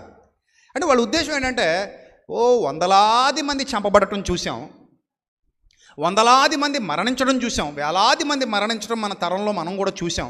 వాళ్ళందరూ మట్టిలోకి వెళ్ళిపోయారు, ఎవ్వడూ ఇప్పటివరకు తిరిగి రాలేదు. ఇతను కూడా 100% రాడు. ఇంతకీ కొన్ని చావులు కొన్ని విధాలుగా ఉంటాయి, అన్ని చావులు ఇంత క్రూరంగా ఉండవు. ఇది చాలా క్రూరమైన చావు. తిరిగి బ్రతుకుతాడనటానికి ఆస్కారం లేని చావిది. బాగా అర్థం చేసుకునే ప్రయత్నం చేయండి. ఏదో గుండె ఆగిపోయిందంటేనే కింద పడుకోబెట్టి ఏదో నొక్కుతారు, ప్రెజర్ ఇస్తారు, మళ్ళీ పంపింగ్ చేస్తే తిరిగి మరలా బతుకుతాడేమో అని ఏదో హార్ట్ ఆగిపోయిందనగానే పంప్ చేస్తారు, ఇలా పెట్టి పంపు చేస్తారు కింద. లేదా నీటిలో పడిపోయాడు అనగానే బయటికి తీసుకొచ్చి నోట్లో నోరు పెట్టి గాలి ఊస్తారు, ఊపిరి ఊస్తారు. ఎందుకు? మళ్ళీ రీఛార్జ్ అవుతాడని. అర్థమైందా? ఒకసారి ఊపిరి లోపలికి వెళ్తే నీళ్లు బయటికి, పొట్ట మీద నొక్కితే నీళ్లు బయటకు ఊసేస్తారు. ఊసిన తర్వాత ఆ ముక్కుల్లో నుంచో నోట్లో నుంచో గాలి పంపించే ప్రయత్నం చేస్తారు. ఎందుకు ఇవన్నీ అంటే చనిపోకుండా ఆపడానికి చేసేటువంటి ప్రయత్నాలు కదా. అలాంటి వాటిలో ఉంటుంది. కానీ ఇంత క్రూరంగా సిలువ మీద వేలాడి పక్కలో పొడి చేసి, చేతులకి మేకులు కొట్టేసి, తలలోకి ముళ్ళు గుచ్చేసి, ఒళ్ళంతా నాగటి చాళ్ళు చీరినట్టుగా చీరేసి, అంత భయంకరంగా హింసించి చంపేసి మళ్ళీ బతుకుతాడనడానికి ఏమైనా కొంతైనా ఆశ ఉంటుందా? చెప్పండి. ఆశ లేని మరణం. ఎవరిది? యేసుప్రభు వారి మరణం. ఏ మరణం అది? ఆశ లేని మరణం. మరలా బ్రతుకుతాడన్న ఆశ, మరలా బ్రతుకుతాడన్న ఆశ చూసిన వారెవ్వరికీ లేని మరణం అది. చూసినడు ఎవ్వడు కూడా మళ్ళీ ఈయన బతుకుతాడని అనే దాన్ని నమ్మేలా లేదు. దేవుని కార్యాలు ఎప్పుడు అలాగే ఉంటాయి, నమ్మశక్యం కాని విధంగా ఉంటాయి దేవుని కార్యాలు. ఇవి జరగవు అనుకున్న చోట దేవుడు జరిగించి చూపిస్తాడు, అది దేవుని శక్తి. ఇది అవ్వదు అన్న చోట అయ్యేలా చేసి చూపిస్తాడు, అది దేవునికి ఉన్న మహాశక్తి. ఆయన ద్వారం లేని చోట ఏం చేయగలడు? ద్వారం వెయ్యగలడు. మార్గాలు మూసుకుపోయిన చోట ఏం చేయగలడు? మార్గాలు సుగమం చెయ్యగలడు.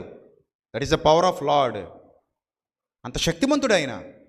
ఇప్పుడు ఎవరికి హోప్స్ లేవు, ఆశ లేని మరణం, యేసుప్రభు వారి మరణం. ఆయన బ్రతుకుతాడన్న నమ్మకం ఎవ్వరికీ లేదు. ఎందుకంటే అంత క్రూరంగా యేసుప్రభు వారు చచ్చిపోయారు. అయితే ఇప్పుడు అంతలా చచ్చిపోయిన తర్వాత ఇప్పుడు చూడండి, మత్తయి సువార్త 27వ అధ్యాయం 62వ వచనం మరలా చదువుదాం. అందరు తీయండి బైబిలు. మరునాడు మత్తయి సువార్త 27వ అధ్యాయం 62వ వచనం. మరునాడు అనగా సిద్ధపరచు దినమునకు మరుసటి దినమున ప్రధాన యాజకులు, పరిసయ్యులు, పెద్దలు, అప్పటికి సమాజంలో వీళ్ళే పెద్దలు, ఆ ప్రధాన యాజకులు పరిసయ్యులు కూడి వచ్చి పిలాతు నొద్దకు కూడి వచ్చి, అయ్యా, ఆ వంచకుడు, అప్పటికి చూడండి ఎలాంటి క్రూరత్వం. యేసుప్రభు వారు లేరు, అప్పటికే చనిపోయారు, సమాధిలోకి వెళ్ళిపోయారు. చనిపోవడం అయిపోయింది, సమాధిలో పెట్టేయడం కూడా అయిపోయింది. పెట్టేసిన మర్నాడు వచ్చారు వీళ్ళు. ఆయన ఇప్పుడు సమాధిలో ఉన్నాడు, ప్రస్తుతానికి సమాధిలో ఉన్నాడు. మర్నాడు వచ్చారు వీళ్ళు, అప్పటికి ఇంకా సీల్ చేయలేదు. మర్నాడు వచ్చి ఏమడుతున్నారట వీళ్ళు? అయ్యా, ఆ వంచకుడు సజీవుడై ఉండినప్పుడు 3 దినములైన తర్వాత నేను లేచేదనని చెప్పినది మాకు జ్ఞాపకం ఉన్నది. ఇప్పుడు అది నడుస్తుంది అన్నమాట. ప్రస్తుతానికి బ్రేకింగ్ న్యూస్. ప్రస్తుతానికి బ్రేకింగ్ న్యూస్ ఏంటట? ఆ రోజుల్లో ఆయన చాలాసార్లు చెప్పారు. ఏం చెప్పారు? చాలాసార్లు 3వ దినాన్ని తిరిగి లేస్తాను, 3వ దినాన్ని తిరిగి లేస్తాను, 3వ దినాన్ని తిరిగి లేస్తానని చెప్పారు. ఆయన శవం కాదు, 3వ దినాన్ని తిరిగి లేచారు. మేము శవాన్ని ఆరాధించట్లేదు, సజీవుడైన ప్రభువును, 3వ దినాన్ని తిరిగి లేచిన ప్రభువును ఆరాధిస్తున్నాం. ఇది క్రైస్తవుల సాక్ష్యం. అర్థమైందా? ఎవరో గోచి మొలతాడు లేనోడు చెప్తుంటాడు శవాన్ని ఆరాధిస్తున్నారని. మనం శవాన్ని ఆరాధించట్లా, గోచి మొలతాడు లేనోడు తెలీదు. మనం ఆరాధిస్తున్నది సజీవుడైన ప్రభువుని. దైవకుమారుణ్ణి. ఆ రోజుల్లో పెద్ద బ్రేకింగ్ న్యూస్ అయిపోయిందట. ఏంట బ్రేకింగ్ న్యూస్ అంటే, ఇదిగోనండి ఆ వంచకుడు సజీవుడై ఉన్నప్పుడు ఎంత క్లియర్గా ఉందో చూడండి. సజీవుడై ఉన్నప్పుడు అంటే ఇప్పుడు మరణించాడని డిక్లేర్ చేశారా లేదా? వీళ్ళు శత్రువులు డిక్లేర్ చేస్తున్నారు మరణించాడని. పాయింట్ నెంబర్ 1, శత్రువులు ఏం చేస్తున్నారు? ఆయన మరణించాడని డిక్లేర్ చేస్తున్నారు. ఆ వంచకుడు సజీవుడై ఉన్నప్పుడు 3 దినములైన తర్వాత నేను లేస్తానని చెప్పినది మాకు బాగా జ్ఞాపకం ఉందంటే గుర్తుంది. దరిద్రులకి మర్చిపోలేదు వీళ్ళు, అన్నీ గుర్తున్నాయి వీళ్ళకి, పనికిమాలిన వాళ్ళకి. మాకు జ్ఞాపకం ఉంది. రైట్. కాబట్టి 3వ దినం వరకు ఆయన ఏ డేట్ అయితే చెప్పాడో ఆ డేట్ వరకు ప్రొటెక్షన్ ఇవ్వండి చాలు. తర్వాత అలా వదిలేదురు కానీ సమాధిని, ఇంకా తర్వాత మాకు ప్రొటెక్షన్ అవసరం లేదు. ఎప్పటి వరకు మాకు ప్రొటెక్షన్ కావాలి? ఆయన బతుకున్నప్పుడు ఏ డేట్ చెప్పాడో ఆ డేట్ వరకు ప్రొటెక్షన్ కావాలి. సమాధిని భద్రం చేయాలి ఆ డేట్ వరకు. కాబట్టి ఆజ్ఞాపించమన్నారట పిలాతు దగ్గరికి వచ్చి. వీళ్ళే చెప్పేస్తున్నారు, గుమ్మడికి వెళ్దాం అంటే భుజాలు తడుముకున్నాడు అన్నట్టు వీళ్ళే చెప్పేస్తున్నారు. ఏమని? వాని శిష్యులు వచ్చి వాని ఎత్తుకొని పోయి ఆయన మృతుల్లో నుండి లేచినని ప్రజలతో చెప్పుదురేమో. అసలు ఒక్క శిష్యుడైనా నిలబడ్డా అక్కడ? పారిపోయాడా? చెప్పండి, పారిపోయాడా లేదా? అందరూ పారిపోయారు. ఉన్నదల్లా ఒకే ఒక్కడు, అది కూడా యోహాను గారు. మిగిలిన వాళ్ళందరూ జంపు, ఎవ్వరు లేరు అక్కడ. అంతెందుకు, చిన్నది అడుగుతుందట, ఒక చిన్నది, నీవు ఆయనతో కూడా ఉన్నవాడవు కావా అందట ఈయన మంట దగ్గర ఉండగా. అప్పుడు ఆయన అన్నాడట, మా అమ్మ మీద ఒట్టమ్మా బాబు. ఎవరు తల్లి నువ్వు? నాకు తగులుకున్నావు. ఎవరి మీద వచ్చు? మా అమ్మ మీద ఒట్టు. ఆయన ఎవరో కూడా నాకు తెలీదు, నేను ఎప్పుడు చూడలేదు. ఆ రోజుల్లో ఫోన్లు లేవు కదా, లేకపోతే ఫోటో చూపిద్దరు. ఇదిగో జూమ్ చేయి ఇదిగో నువ్వే కదా ఈ ఫోటోలో ఉన్నావు అని అనేవారేమో. పాపం ఆ రోజుల్లో మరి ఫోటోలు అవి లేవు కాబట్టి పేతురు గారు బతికిపోయారు. ఇప్పుడైతే చూపించేస్తారు ఫోటోలో, ఈ పక్కన ఉన్నది నీతో ఉన్నది నువ్వు కాదా, ఆయనతో ఉన్నది నువ్వు కాదా అంటారు. సరే, మా అమ్మతోడు నాయన, మా నాన్నతోడు నాయన, నాకు అసలు అతగారు ఎవరో తెలీదు, ఆ మనుష్యుని నేను ఎరుగను అని పారిపోయిన వాళ్ళు ఈయన శవాన్ని బట్టుకెళ్ళి ఏం చేసుకుంటారు? ఎత్తుపోయి. ఆలోచించండి, ఎవ్వరు రారు. వీళ్ళు ఎంత కన్నింగ్ మెంటాలిటీ అంటే సత్యాన్ని సమాధి చేయాలనుకుంటున్నారు, సమాధిలో నుండి సత్యం బయటికి రావాలనుకుంటుంది. రెండింటికి మధ్య యుద్ధం జరుగుతుంది, మీరు అర్థం చేసుకోవాలి. అర్థమైందా? సత్యాన్ని సమాధి చేయాలని ఈ వంచకులు అనుకుంటున్నారు, సమాధిలో నుండి బయటికి రావాలని సత్యం అనుకుంటుంది. ఏది గెలుస్తుంది ఇక్కడ? ఈ రెండింటి మధ్యన జరుగుతున్న యుద్ధమే ఈ ఘట్టం మనం చదువుకుంటున్నాం. ఇప్పుడు సత్యాన్ని సమాధి చేద్దామనే క్రమంలో శిష్యులు వచ్చి వాడిని ఎత్తుకుని పోయి ఆయనను మృతుల్లో నుండి లేచిన ప్రజలతో చెప్పుదురేమో. అప్పుడు మొదటి వంచన కంటే కడపటి వంచన మరి చెడ్డదై ఉండునని చెప్పిరి. అందుకు పిలాతు అన్నాడట, అరే దరిద్రులారా, కావలివారు ఉన్నారు కదా, మీరు వెళ్ళండి, మీ చేతనైనంత మట్టుకు. అబ్బా, అధికారి ఆజ్ఞ ఇచ్చేస్తే ఇంకా కదువే ఉంది. ఏమన్నాడు? ఎంత మట్టుకు మీ చేత, మీ ఓపిక అంటాం కదా, అలాగా. అరే బాబు, మీ ఓపిక, మీ చేతనైనంత మట్టుకు ఆ సమాధిని మీరు ఏం చేయండి? భద్రం చేయండి అని వారితో చెప్తే వారు వెళ్ళి కావలి వారిని కూడా ఉంచుకొని రాతికి ముద్రేసి సమాధిని గట్టిగా బిగించి ఏం చేశారు? భద్రం చేశారు. అంటే నరమానవుడు ఎవడు లోపలికి వెళ్ళలేనంతగా సీలేసేసి, చైన్లేసేసి, బిగించేసి, మీ శీలలు కొట్టేసి, రాజుగారి ముద్రలేసేసి మనుషులు కూడా కాపలా పెట్టారట. చూడండి, ఇంత దారుణంగా ఎవడు భద్రం చేస్తాడా? అంటే వాళ్ళ కక్ష కసి ఏంటంటే ఆ డేట్ అయిపోయిన తర్వాత ఇతను అబద్ధికుడని ప్రపంచానికి చాటి చెప్పాలి. ఈ సమాధితో పాటే యేసుప్రభు యొక్క చరిత్ర కూడా ఏమైపోవాలి? సమాధి అయిపోవాలి. అది వాళ్ళ కోరిక, సాతాను కోరిక, దుష్ట మనుష్యుల యొక్క కోరిక. యేసుప్రభు చరిత్ర సమాధి అయిపోవాలి. ఈ సత్యం ఇక్కడితో సమాధి అయిపోవాలి. ఇక ఎవడు దీని గురించి మాట్లాడుకోకూడదు. జనాల్లో ఉన్న క్యూరియాసిటీ చచ్చిపోవాలి. మళ్ళీ మా అబద్ధం రాజ్యమేలాలి, మళ్ళీ మా అసత్యం రాజ్యమేలాలి, మళ్ళీ అప్పటి మాదిరిగా జనాల్ని మేము మోసం చేయాలి అనే దురుద్దేశంతో ఉన్న శాస్త్రులు, పరిసయ్యులు, ప్రధాన యాజకులు యేసుప్రభు వారి మరణాన్ని చెడ్డగా చిత్రీకరించాలని శతవిధాల ప్రయత్నపడ్డారు. ఎంత ప్రయత్నపడినా ఇదంతా అయిపోయిన తర్వాత ఒకరోజు ఏం జరిగిందంటే విశ్రాంతి దినం గడిచిపోయింది. రెండవ వచనం, ఇదిగో ప్రభు దూత పరలోకము నుండి దిగి వచ్చి రాయి పొర్లించి దాని మీద కూర్చుండెను. రాయి ఎవరు తీసారట? వచ్చి దూత తీసేసిందట. దూత వచ్చి తీసేసి ఎక్కడికి పారిపోలేదు. మళ్ళీ రుజువు కావాలి కదా. ఈ సీల్ ఎవరు ఓపెన్ చేశారు? ఇప్పుడు రాజుగారి జైల్లో పెట్టాలి. ఎవరిని పెట్టాలి? దూతను పెట్టాలి. ఎందుకంటే రాజుగారి ముద్ర ఉన్నదాన్ని ఎవడో ఓపెన్ చేయకూడదు. బ్యాంక్ సీల్ వేసేసిన తర్వాత నువ్వు తాళం పగలగొట్టకూడదు. అర్థమైందా?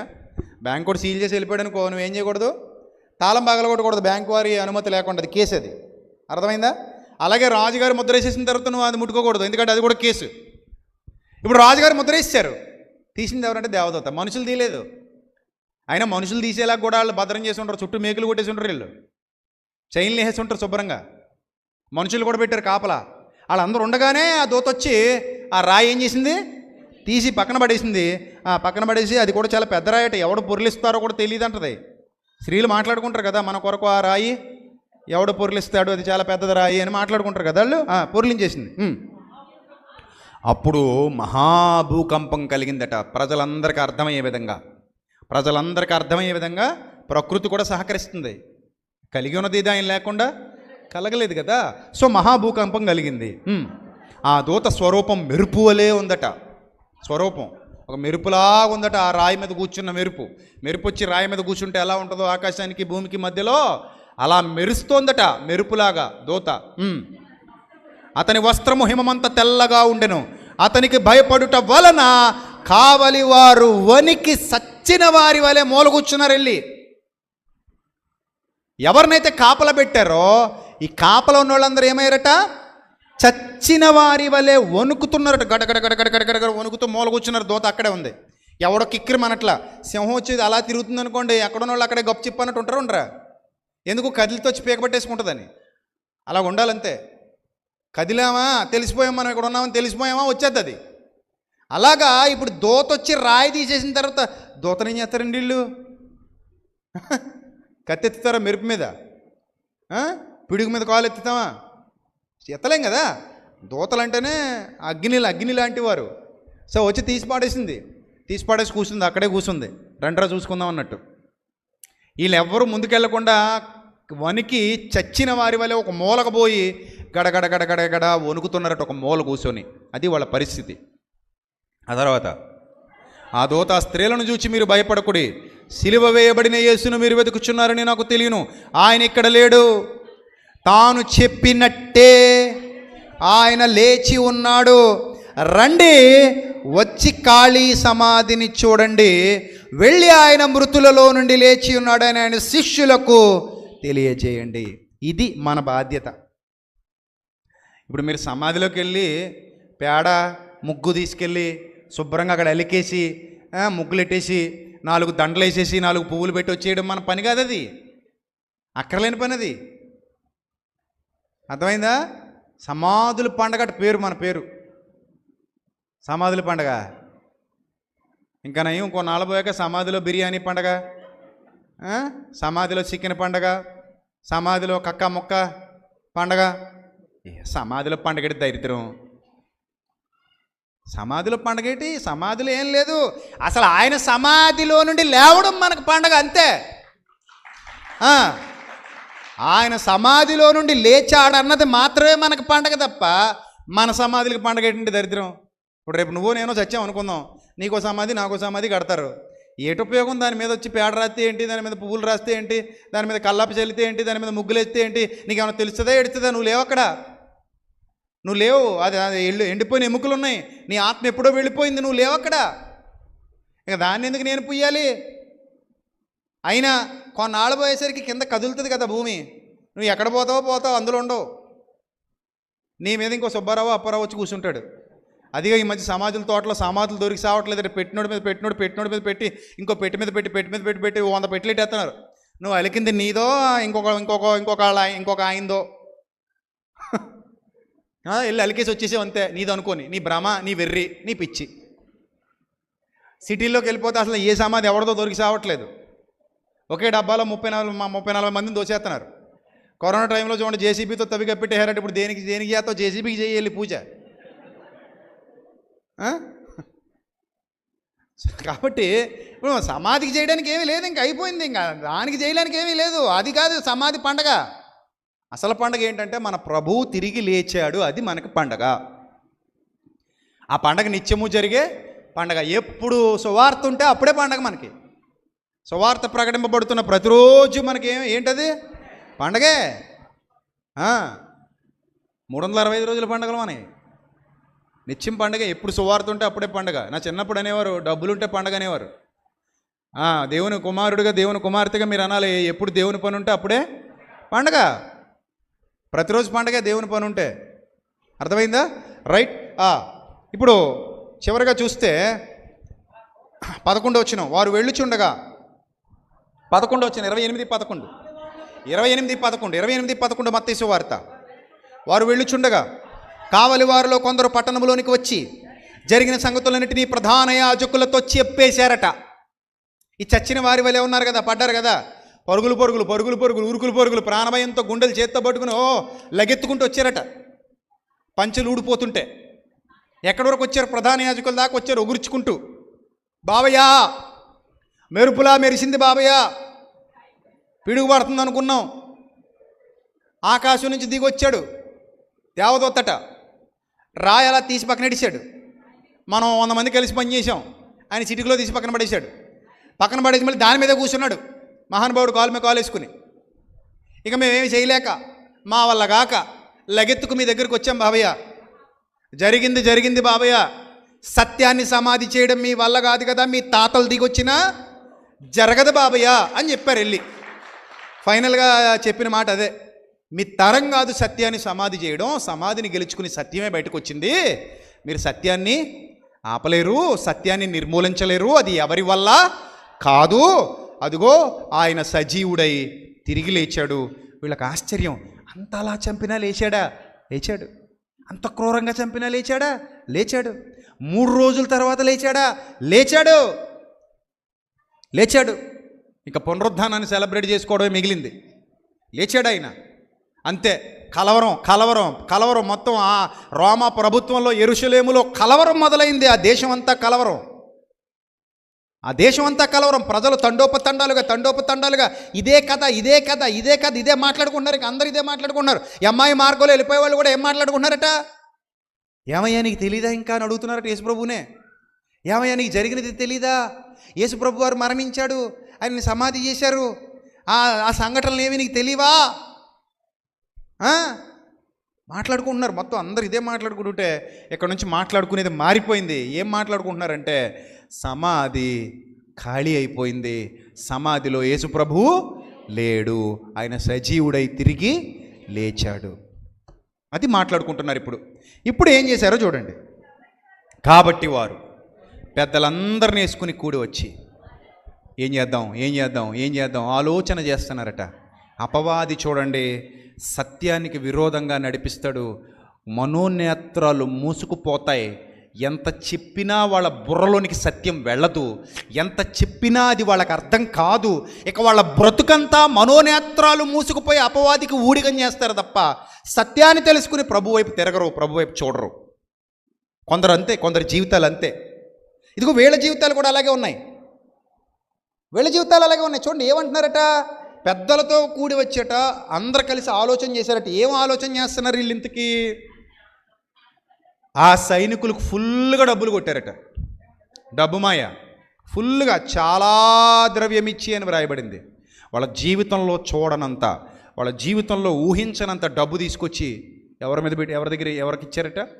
సైనికులకి ఇచ్చారు. లంచం ఇచ్చేశారు. ఇచ్చి మేము నిద్రపోతుండగా అతని శిష్యులు రాత్రి వేళ వచ్చి అతన్ని ఎత్తుకుపోయారని మీరు చెప్పండి. ఆ రోజుల్లో నాకులేట్ లాయర్ ఎవడైనా ఉండుంటే ఎన్ని క్వశ్చన్స్ అడిగేవాడు. ఏనాయనా మీరు నిద్రపోతున్నారా? అవునండి, గాఢ నిద్రలో ఉన్నామండి. మరి వచ్చింది శిష్యులని మీకు ఎలా తెలిసింది నాయన? దివ్య దృష్టితో చూసారా? వచ్చింది శిష్యులు ఎంతమంది వచ్చారు? చాలామంది వచ్చారండి. మరి సంఖ్యలు పగలగొట్టేటప్పుడు సౌండ్ రాలేదా? అంత పెద్దరాయి దొర్లిస్తున్నప్పుడు మందేసి పడుకున్నారా? మీరు బాగా ఫుల్గా తాగేసారా? ఏం తాగారు? మీరు కావలి ఉండడానికి వచ్చారా, పడుకోవడానికి వచ్చారా? అసలు ఉన్నదే మీరు ఎవరు? మీరు కావలి వారంటే అర్థం ఏంటి? రాత్రంతా ఏం చేయాలి? మేల్కొని ఉండాలి కదా. మీ డ్యూటీ అదే కదా. ఒక్కడి కాకపోతే ఒకడికైనా డ్యూటీ చేసే ఉద్దేశం లేదురా నాయన. ఎవరక్కడ వీళ్ళని తీసుకెళ్ళి ఉరిదీయండి అనాలి, అంతే కదా. అప్పుడు నిజాలు బయటకు వచ్చేస్తే, బాబయ్య ఇదిగో డబ్బు, అదిగో జబ్బు, వాళ్ళే, మాకు సంబంధం లేదు అని చూపించేవారు. అబ్బాయి ఇంకెవడు అడగలేదు, ఎందుకంటే అడిగే పరిస్థితి లేదు. ఎందుకో తెలుసా? ఎందుకు అడగలేదు తెలిసి ఈ అబద్ధం గురించి చూడండి. తర్వాత ఇంకో మాట, అప్పుడు వారు ఆహాహా రాత్రి వేళ వచ్చి అతను ఎత్తుకుని పోయారని మీరు చెప్పండి. 14 వచనం అండర్లైన్ చేసుకోండి. ఇది మీ అధిపతి చెవినబడిన ఎడల,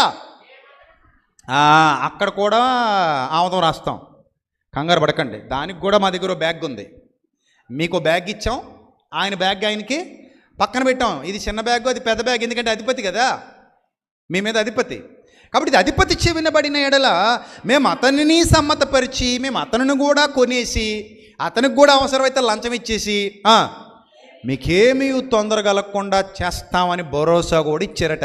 అరే నాయన, మీ అధిపతిని కూడా కొనేస్తావరా నాయన, మీరు భయపడకండి, మేము చెప్పినట్టు చేయండి అన్నారట. అప్పుడు వారు ఆ ద్రవ్యము తీసుకొని తమకు బోధింపబడిన ప్రకారము చేసిరి. చూసారా? అయితే ఇప్పుడు దేవుని ప్రాజెక్ట్ ఏంటి? ఓహో ఇదా మీ పద్ధతి అని ఆయన ఏం చేశాడు తెలుసా? ఇప్పుడు నెక్స్ట్ జరిగింది ఏంటో చూడండి. మత్తయి సువార్త, అదే మత్తయి సువార్త 27వ అధ్యాయం. వెనక ముందు రాయబడింది కాబట్టి సీక్వెన్స్ సరిగ్గా అర్థం చేసుకోండి. ఇది ముందు, అది వెనక కాదు. అదే ముందు, ఇది వెనక. ఏది? డబ్బు కమ్ముడు పోవటం ముందు. నెక్స్ట్ దేవుని ప్రాజెక్ట్లో ఒక అప్డేట్ కనబడుతుంది మీకు. చూడండి, మత్తయి సువార్త 27వ అధ్యాయం. మత్తయి సువార్త 27వ అధ్యాయం 50వ వచనం. యేసు మరలా బిగ్గరగా కేక వేసి ప్రాణం విడిచారు. అప్పుడు దేవాలయపు తెర పైనుండి కిందకి 2గా చినిగింది, భూమి వణికింది, బండలు బద్దలైనవి, సమాధులు తెరబడ్డాయి. వెంటనే రాశాడు కాబట్టి అప్పుడే జరిగిపోయింది అనుకోకండి. ఇది అరే వెంటనే రాశారు కాబట్టి ఇది చచ్చిపోయిన వెంటనే జరిగింది అనుకోకండి. తర్వాత చదవండి.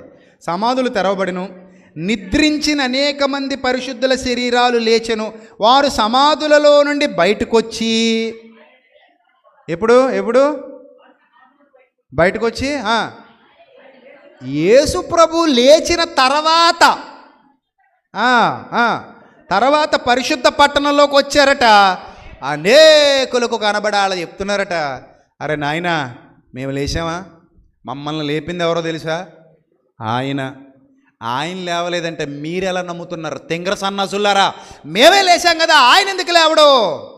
ఆయన లేచాడు అని చచ్చిపోయిన వాళ్ళు తీసుకొచ్చి మరి దేవుడు ఏమి ఇప్పించాడట? ఆ పట్టణం అంతా కూడా సాక్ష్యాలు ఇప్పించాడు. That is the power of our Lord. వీళ్ళేం చేశారు? బతుకున్న శవాలు, ఈ బతుకున్న జీవశవాలు ఈ దేవదూతను చూసి వణుకుతూ మూల కూర్చున్న వాళ్ళు చెప్పే అబద్ధాలని నమ్ముతుంటే దేవుడు ఏమనుకున్నాడంటే, అరే నాయన, నా ప్రణాళికకు మీరా అడ్డొచ్చేది, మీరు సాక్ష్యాలు చెప్పించేది రోమా సైనికులతో అయితే, నేను సాక్ష్యాలు చెప్పించేది మీ కళ్ళ ముందు చనిపోయి సమాధుల్లో పెట్టబడిన మీ పితరులతో చెప్పిస్తానని చెప్పి వాళ్ళని తీసుకొచ్చారట బయటికి దేవుడు. వాళ్ళు సమాధుల్లో నుండి బయటకు వచ్చి వాళ్ళు సాక్ష్యం చెప్తున్నారట, అందరికి కనబడుతున్నారట. యేసుక్రీస్తు సజీవుడై తిరిగి లేచాడు, ఇదిగో మమ్మల్ని కూడా సాక్ష్యం ఇచ్చుటకు బయటికి తీసుకొచ్చాడు. పరదేశంలో నుండి బయటకు వచ్చాం, మీకు సాక్ష్యం ఇవ్వటానికి వచ్చాం, సాక్ష్యం ఇస్తున్నాం. అంత గొప్ప సంఘటన జరిగిందండి ఆ రోజుల్లో. నేను అనుకుంటాను, ప్రభువా, ఆ రోజుల్లో ఒక్క మీడియా ఉన్నా సరిపోయేది కదా, మాకెంత బలంగా ఉండేది. అయినా పర్లేదు, వినుట వలన విశ్వాసము కలుగును, వినుట క్రీస్తును గూర్చిన మాట. This is the original document, this is the evidence. మన ఫెయిత్కి ఇది ఎవిడెన్స్, ఇది ఒరిజినల్ డాక్యుమెంట్ ఉంది మన దగ్గర. ఈ డాక్యుమెంట్లో వ్రాయబడిన సత్యాన్ని బట్టి మనం ప్రభువును విశ్వసిస్తున్నాం, ప్రభు కొరకు బ్రతుకుతున్నాం, ప్రభు పని చేస్తున్నాం, ప్రభువుని నమ్మి ఆయన పునరుద్ధానాన్ని ప్రకటిస్తున్నాం. ప్రపంచంలో నేటి వరకు పునరుద్ధానాన్ని సెలబ్రేట్ చేసుకునేది మా రక్షకుడైన యేసుక్రీస్తు మాత్రమే అని ప్రకటిస్తున్నాం. మా రక్షకుడైన యేసుక్రీస్తు మాత్రమే పునరుద్ధానాన్ని సెలబ్రేట్ చేసుకుంటున్నారు. హీజ్ రైజన్, ఆయన లేచారు, తిరిగి లేచారు, సమాధిని గెలిచారు, సమాధిని గెలిచి సత్యాన్ని స్థాపించారు. ఇక అక్కడి నుంచి అనేక మందికి ప్రభు కనబడడం మొదలుపెట్టారు. దాదాపు 500 మందికి ఎక్కువైన సహోదరులకు ఒక్కసారే కనబడ్డారట. పౌలు గారికి కనబడ్డారట, అపోస్తలులకు కనబడ్డారట, స్త్రీలకు కనబడ్డారట, ఎమ్మాయు మార్గమును వెళుతున్న వారికి కనబడ్డారట. ఇంకా ఒకరి తర్వాత వచ్చి సాక్ష్యం సాక్ష్యం సాక్ష్యం, నేను చూశాను సాక్ష్యం. మీరు చూడడం మాత్రమే కాదు, మా తాత 30 సంవత్సరాల కింద చచ్చిపోయాడు, నిన్న వచ్చాడు, వచ్చి ఏం చెప్పాడు, అరే నాయన తాత, నువ్వేంటి తాత, ఎందుకు బతికొచ్చావు, యేసు ప్రభువు సజీవుడై తిరిగి లేచాడురా అని చెప్పి పోయాడట. వాళ్ళ మా అమ్మ 40 ఏళ్ళ కింద చచ్చిపోయిందట, లేచి బయటకు వచ్చిందట. బయటకు వచ్చి, అరే నాయన నేనే వచ్చాను, నమ్ముతున్నావా, అమ్మమ్మ మా అమ్మ నాయనమ్మ నమ్ముతున్నాను అమ్మమ్మ, ఆయన లేచాడరా నాయన, నన్ను పంపింది ఆయన నీకు చెప్పమని. అలా పరిశుద్ధులుగా చనిపోయిన వారు, విశ్వాసులైన వారు ఎవరైతే ఉన్నారో వాళ్ళందరూ లేచి లేచి లేచి వచ్చి అందరు కనబడి చెప్పేసి పోతున్నారట దేవుని ప్రాజెక్టు. ఇప్పుడు సైనికుల సాక్ష్యం చెల్లుతుందా? అందుకే విశ్వాసులు పెరిగిపోయారు. యేసు ప్రభు వారి పాపులారిటీ మరణానికి ముందు చాలా చిన్నదే, మరణం తర్వాత బాగా ఎక్కువైపోయింది. ఎవరైనా బతుకుండగా ఎక్కువ పాపులర్ అయిపోతారు, చచ్చిపోయాక మర్చిపోతారు వాళ్ళని. కానీ విచిత్రం ఏమిటంటే యేసు ప్రభు వారు బతుకుండగా ఆ ప్రాంతానికే పాపులర్ అయ్యారు, చనిపోయిన తర్వాత ప్రపంచం అంతా పాపులర్ అయిపోయారు. అది యేసు ప్రభు వారికి ఉన్న గొప్పతనం. ప్రపంచంలో ఆయన తెలియని వారు లేరు, ఆయన ఎరుగని వారు లేరు, ఆయన సువార్త ప్రకటింపబడని చోటు లేదు, ఆయన చరిత్ర వినబడని చోటు లేదు, ఆయన చరిత్ర కనబడని చోటు లేదు. అంత చక్కగా యేసు ప్రభు వారి ఖ్యాతి ప్రపంచమంతా కీర్తింపబడుతుందంటే దానికి కారణం మొట్టమొదటి పాపాన్ని జయించిన, మొట్టమొదటి మరణాన్ని జయించిన, మొట్టమొదటి ఖాళీ సమాధి కలిగిన యేసుక్రీస్తు ప్రభువారి ఔన్నత్యం. ప్రపంచంలో ఎవరి గురించైనా మాట్లాడాలనుకుంటే సమాధి దగ్గరికి వెళ్ళామండి, పువ్వులు పెట్టి వచ్చామండి. యేసు ప్రభువారి సమాధి దగ్గరికి వెళ్ళి పువ్వులు పెట్టుకుని రాకు, చూసి ఆనందించి పువ్వులు చల్లేసి వచ్చాయి అక్కడ, అంతే. అర్థమైందా? పువ్వులు చల్లేసి వచ్చాయి. ఎందుకంటే ఆ సమాధిలో ఆయన లేడు, ఖాళీ సమాధి సాక్ష్యం ఇస్తోంది యేసుక్రీస్తు తిరిగి లేచాడని, ఆయన మృత్యుంజయుడై పునరుద్ధానుడయ్యాడని. ఇప్పుడు ఆయనను గూర్చిన సువార్త ప్రకటింపబడుతోంది. యేసుక్రీస్తు పునరుద్ధానుడయ్యాడు, ఆయన మరణమును గెలిచాడు, ఆయన సమాధిని గెలిచాడు, సత్యమును స్థాపించాడు. మరణము నుండి విడుదల కలుగజేసే శక్తి ప్రభు సొంతం. అప్పటి వరకు ప్రపంచానికి తెలియని ఘట్టాన్ని ఆవిష్కరింపజేశాడు అనే సత్యాన్ని ప్రపంచానికి బహిర్గతం చేశాడు. ప్రియమైన దేవుని సంగమా, ఇప్పుడు నీకు నాకు మనందరికీ ఉన్న ధైర్యం ఒకటే, యేసుక్రీస్తు సజీవుడు, మృతులలో నుండి తిరిగి లేచాడు, నన్ను కూడా ఆయన తిరిగి లేపగలడు. ఆయన ద్వారానే నాకు నిత్య జీవితం, ఆయన ద్వారానే నాకు రక్షణ, ఆయన ద్వారానే నాకు పాప క్షమాపణ, ఆయన ద్వారానే నాకు విమోచన. నేను నమ్మటానికి అర్హుడు. యేసు ప్రభు నేను నమ్మటానికి అర్హుడు. ఎందుకు అర్హుడు? నా యేసుక్రీస్తు లాంటి గొప్ప క్యారెక్టర్ నాకు దొరకటం నా అదృష్టం. ఎవ్వడూ ఆయనను వేలెత్తి చూపించలేని, మచ్చలేని, మహోన్నతమైన పరిశుద్ధత కలిగిన వ్యక్తిత్వం అయింది. అలాంటి గొప్ప వ్యక్తిత్వాన్ని సంతరించుకున్న మహాశక్తి సంపన్నుడు మా రక్షకుడు, దేవుని కుమారుడు యేసుక్రీస్తు. అందుకే సమాధి గెలిచిన సత్యం. ఇంతవరకు ప్రతి సమాధి ఓడిపోతూనే ఉంది పాపం చేత, ఒక్క సమాధి మాత్రమే గెలిచింది, అదే సత్యవంతుడైన క్రీస్తు సమాధి. మీరు అర్థం చేసుకోవాలి, ఒక్క సమాధి మాత్రమే గెలిచింది, అది సత్యవంతుడైన క్రీస్తు సమాధి. దానికి సాక్ష్యం ఇప్పించాడు దేవుడు. ఆయన ప్రాజెక్టుకి అంతరాయం కలిగితే ఊరుకుంటాడా? సాక్ష్యం ఇప్పించాడు. ఆ తర్వాత సూచక్రియలు, అద్భుతాలు, మహత్కార్యాలు, అపోస్తలులందరూ కలిసి కష్టపడటం వల్ల గొప్ప కార్యాలు జరిగాయి. అబ్బో, సంఘం వ్యాపించడం మొదలుపెట్టింది. అనేక మంది సత్యం తెలుసుకున్నారు, వస్తూ ఉన్నారు, సంఘంలోనికి వస్తూ ఉన్నారు, క్రీస్తును రక్షకునిగా అంగీకరిస్తున్నారు. అలా నేటి వరకు సంఘం ఇదిగో నిలిచి ఉంది, యేసుక్రీస్తుకు సాక్ష్యం పలుకుతుంది. సంఘం యేసుక్రీస్తుకి ఏం పలుకుతోంది? సాక్ష్యం పలుకుతోంది. సమాధులు పలకట్లేదు యేసుక్రీస్తుకు సాక్ష్యం. అందుకే నేను ఎప్పుడు చెప్తూ ఉంటాను, క్రైస్తవులారా, మీ పని సమాజంలో తప్ప సమాధుల్లో కాదు, గుర్తుపెట్టుకోండి. సమాధులకు నేర్పించటానికి ప్రభువు నిన్ను ఎన్నుకోలేదు, సమాజానికి నేర్పించటానికి ప్రభువు నిన్ను ఎన్నుకున్నాడు. సమాధికి వెళ్ళమని ప్రభువు నీకు ఆజ్ఞాపించలేదు, సమాజంలోనికి వెళ్ళమని ప్రభువు నిన్ను ఆజ్ఞాపించాడు. సమాధులకు కాదు నువ్వు బాప్తిస్మం ఇవ్వాల్సింది, చచ్చి బ్రతుకుతున్న అపరాధముల చేత, పాపముల చేత చచ్చి సమాధి అయిపోయిన ఆత్మీయ జీవితాలకు బాప్తిస్మం ఇచ్చి తిరిగి బ్రతికింపజేయడమే యేసు ప్రభువు పునరుద్ధానము యొక్క లక్ష్యం, ఆయన పునరుద్ధాన పరమార్థం. ఇది నీకు అర్థమైతే సమాధిలో వద్దు, సమాజంలోనికి వెళ్ళాలి. ఇప్పుడు నేను ఈ ప్రసంగం మా ఊరి శ్మశానంలో నిలబడి చేస్తే ఏమైనా ఉపయోగం ఉందా? మీరు చెప్పండి. పోని అందమైన సమాధులు ఎన్ని ఉన్నాయో, అబ్బా సంతోషం అనుకుని ఓ మైకి తీసుకెళ్ళి ఒక కుర్చీ అక్కడ వేసుకొని ఓ టేబుల్ వేసుకొని చక్కగా బైబిల్ ఓపెన్ చేసి ఈ సమాధి ఆ సమాధి, అదిగో సుబ్బారావు గారి సమాధి, అప్పారావు గారి సమాధి, వెంకటరావు గారి సమాధి, అల్లమ్మ సమాధి, పుల్లమ్మ సమాధి, అన్ని సమాధులు చూసుకుంటూ ఏం బోధించమంటారు వాటికి? నువ్వు మారు మనసు పొందని చెప్పనా? నువ్వు నీతిగా బతుకని చెప్పనా? నువ్వు యథార్థంగా బతుకని చెప్పనా? నీ పువ్వులేసి అలంకరిస్తున్నాను, నీ జీవితాన్ని కూడా అలంకరించుకొని చెప్పనా? కల్లాపేసి అలంకరిస్తున్నాను, అలాగే నువ్వు అలంకరింపబడని చెప్పనా? రంగులు వేస్తున్నాను కాబట్టి నీ జీవితానికి కూడా రంగులు వేసుకొని చెప్పనా? ఏమైనా చెప్తే ఉపయోగం ఉందా? వింటాయా అవి? నేర్చుకుంటాయా? చెప్పండి. నేర్చుకోవు, వినవు అంటే మనం చేసే పని ప్రయోజనకరమైనదిగా ఉండాలా, నిష్ప్రయోజనమైనదిగా ఉండాలా? కదా. సో సమాధికి వెళ్ళి మనం చేయగలిగింది ఏమీ లేదు. అయినా అక్కడ ఉన్నది విశ్వాసం అవిశ్వాసం లోకానికి తెలీదు. ఒకవేళ విశ్వాసాన్ని నువ్వు చెప్పినా లోకం నమ్మదు. అర్థమైందా? నిన్ను చూసి ప్రపంచం క్రీస్తుని తెలుసుకోవాలి తప్ప సమాధిని చూసి ప్రపంచం క్రీస్తుని తెలుసుకునే విషయం అయితే ఏమీ లేదు. అందుకే నేను ఎప్పుడు సమాధుల్లోకి వెళ్ళను.